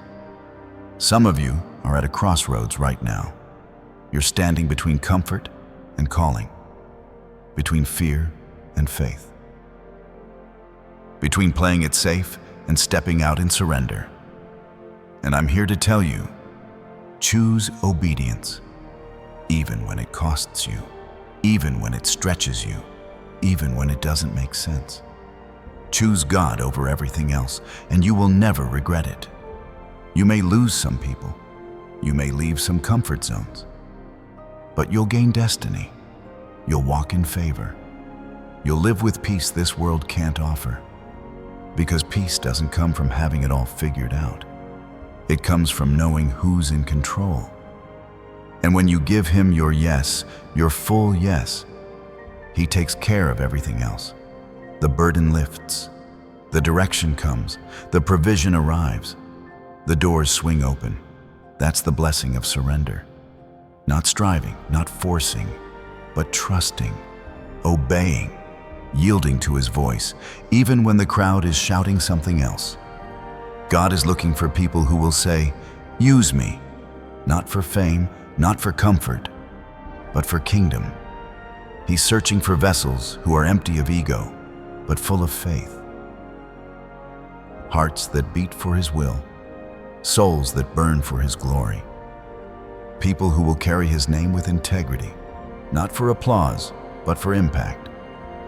And if that's you, get ready.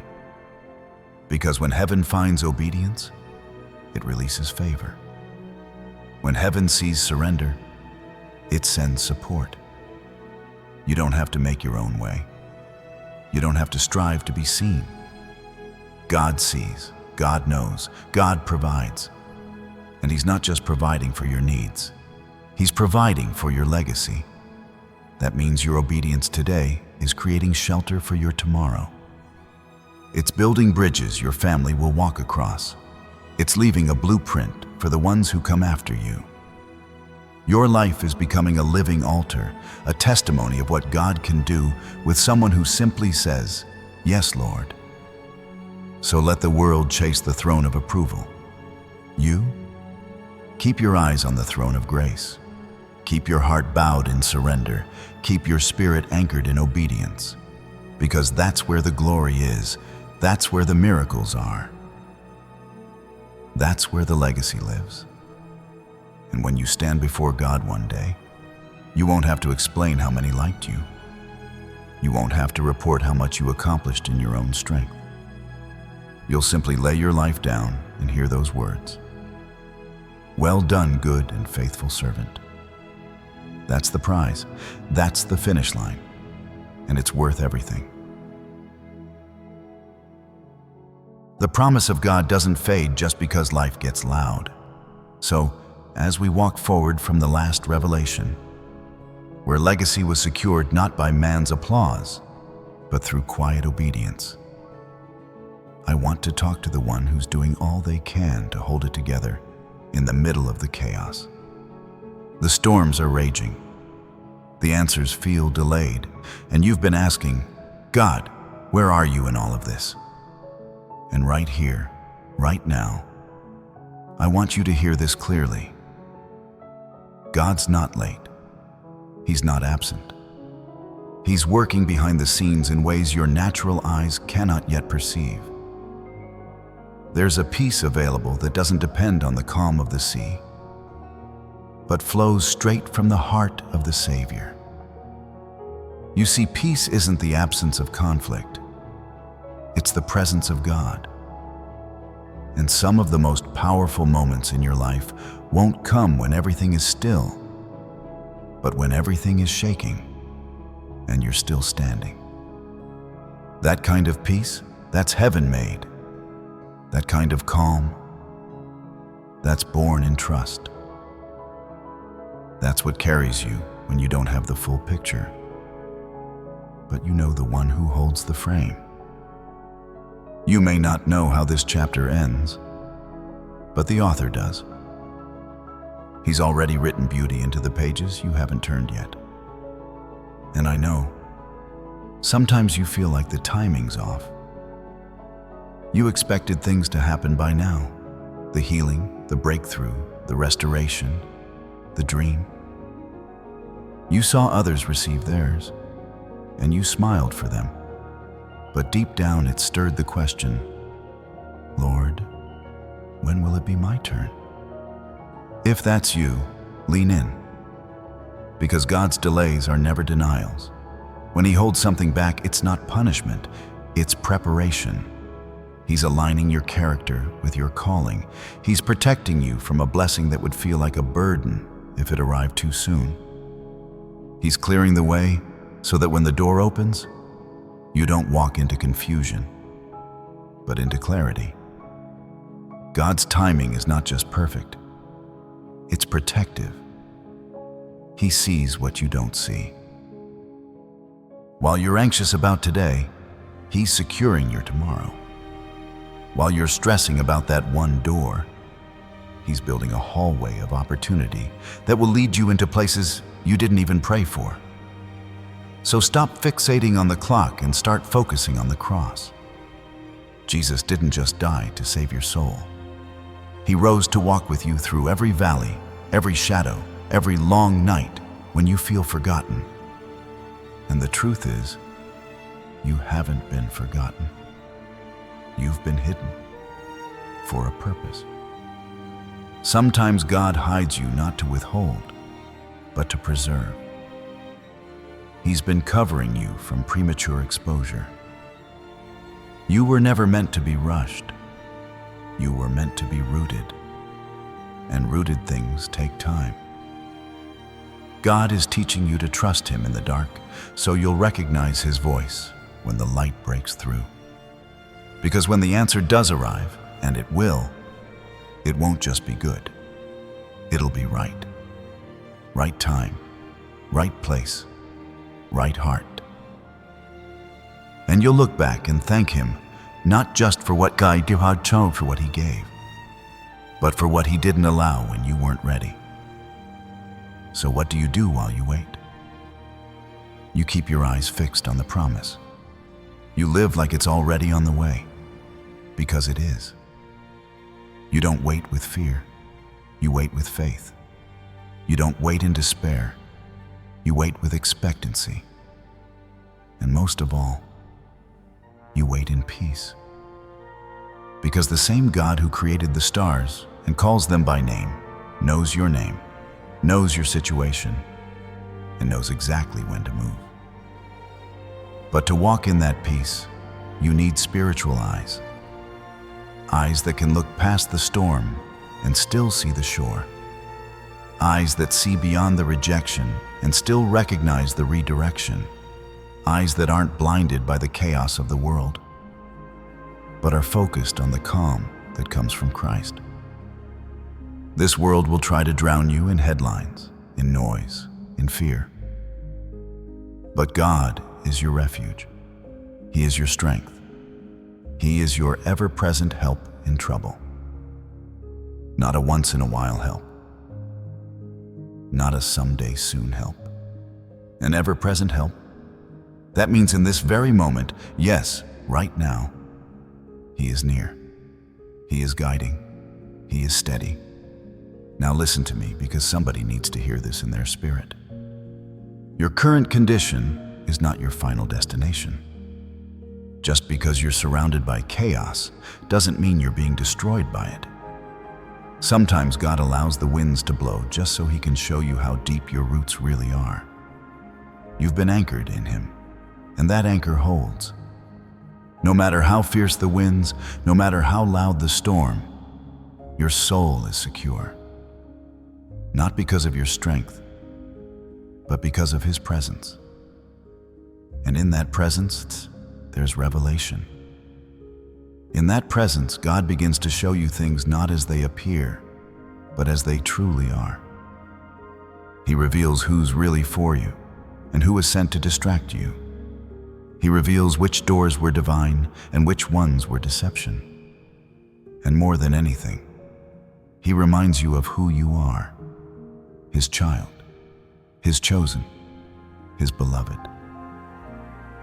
Not defined by your failures or your delays, but by His grace and His promise.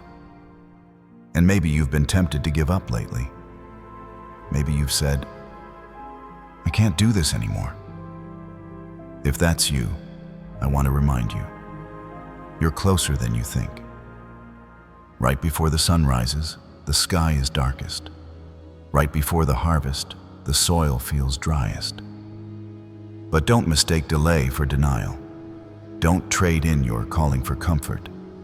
The enemy would love for you to walk away right before your miracle arrives. But if you can just hold on a little longer, if you can stay faithful a little deeper, if you can keep your eyes on Him just a little clearer, you'll see it. You'll walk into it. You'll live in it. Because God is not a man that He should lie. If He said it, He'll do it. If He promised it, He'll perform it. And when He shows up, and He will, it won't be partial. It won't be delayed. It'll be a suddenly. A moment that shifts everything. A divine interruption that says, now is the time. And when that moment comes, you'll understand why it had to take so long. You'll see how the waiting was never wasted. It was building endurance, sharpening vision, increasing faith, and birthing gratitude. But you don't have to wait for the miracle to start worshiping. Praise is powerful in the waiting. Thankfulness in the middle of uncertainty, that's a weapon. When you declare, I trust you, God, even when you don't see the full plan, heaven moves. Angels are dispatched. Peace floods in. And suddenly, you're not just waiting anymore. You're walking in purpose. So today, let this be the shift. Let this be the moment you stop begging God for peace and start receiving it. Let this be the moment you trade anxiety for assurance, confusion for clarity, fear for faith. Let this be the day you lift your eyes, not to the mountains, not to your problems, but to the Maker of heaven and earth. He's your help. He's your source. And He has never failed. Look up, child of God. Look again. There's something stirring in the unseen. Don't miss it because your focus is on the storm. Lift your eyes, open your heart, trust His timing, trust His hand, and most of all, trust His love. Because His plans for you, they're not just good. They are exceedingly, abundantly, above all you could ask, think, or imagine. Hold on to that peace, walk in that faith, and keep your spiritual eyes wide open. The breakthrough you've been praying for, it's already in motion. And now, after everything we've walked through, the storms, the silence, the surrender, the healing, the restoration, there's one more thing I need you to hear. Because everything we've talked about, everything God has whispered into your spirit, it leads to this moment. A choice, a shift, a surrender. You've heard the voice of truth breaking through the noise. You've felt the tug in your heart that says, this word was for me. So don't walk away without answering the call. Don't let this moment pass you by. This isn't just a speech. It's an invitation. Not to religion, not to routine, but to relationship, to return, to rebuild, to be restored from the inside out. God's not asking you to be perfect. He's asking you to be present. He wants your heart, not your performance. He wants your yes, even if it's trembling. He wants your surrender, even if your hands are shaking. Because what he's about to release into your life requires nothing less than full trust. You see, faith is not a feeling, it's a decision. It's the courage to say, even though I don't see it yet, I believe you're working. Even though I've been hurt, I still choose healing. Even though I've waited, I still choose to trust. That's the kind of faith that moves mountains. That's the kind of surrender that unlocks heaven. And that's what God is calling for right now, not next week, not when you feel more ready. Now, this is your moment to let go of the weight you've carried. The shame, the fear, the questions, the past. It's time to stop replaying what went wrong and start believing in what God is about to make right. He's not done with you. He hasn't changed his mind about you. In fact, he's been holding space for you all this time, waiting for this moment of return, of release, of rebirth. And I want to speak this into your soul. Your healing begins now. Not when things look better. Not when people come back. Not when the storm clears. Now. Because healing doesn't always start with changed circumstances. It starts with a changed heart. It begins when you say, God, I'm tired of trying to fix this on my own. I give it to you. And when you give it, he takes it. And when he takes it, he transforms it. Breakthrough is not a fantasy, it's a promise. The chains that held you can be broken in one word, Jesus. The patterns that plagued your family for generations can end with you. The identity you lost can be restored. And the fear that's paralyzed you? It's already trembling because light is breaking through. You were never called to live stuck. You were born for freedom. You were chosen for more. And if you've been waiting for a sign, this is it. God is calling you to step in. Step into peace. Step into healing. Step into purpose.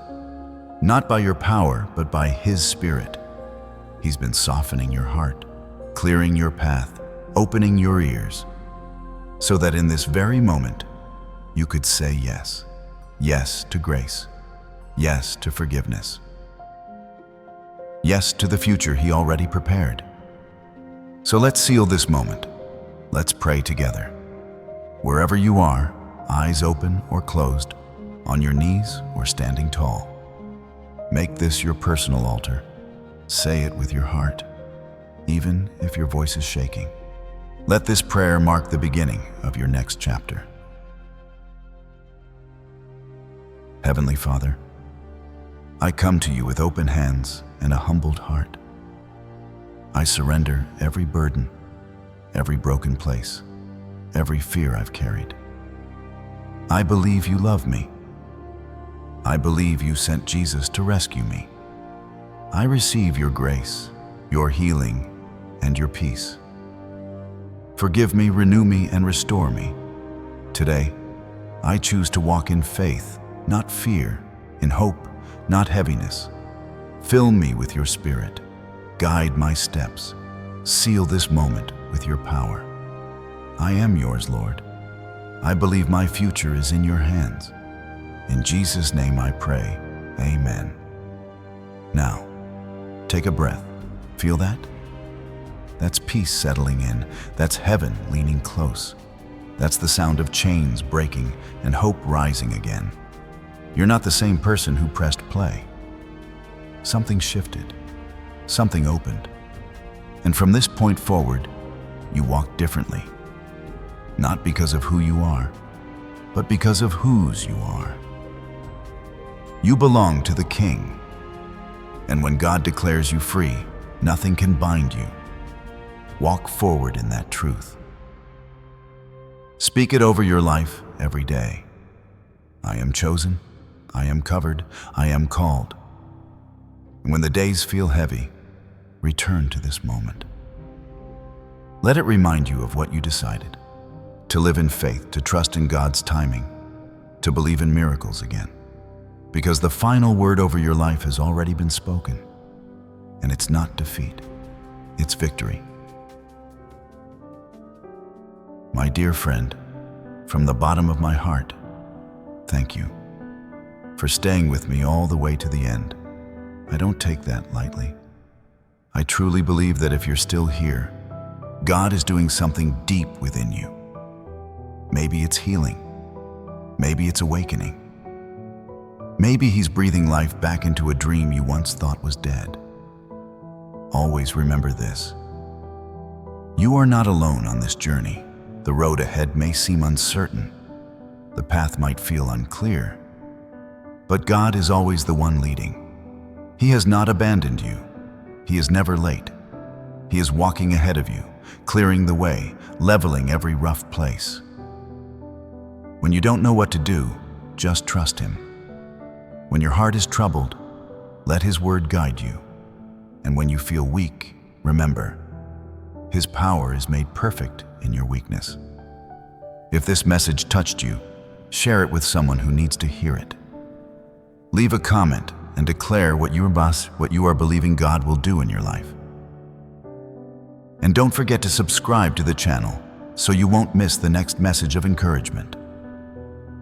May the grace and peace of God be with you, today and always. You are loved, you are chosen, and you are still walking in the middle of a miracle.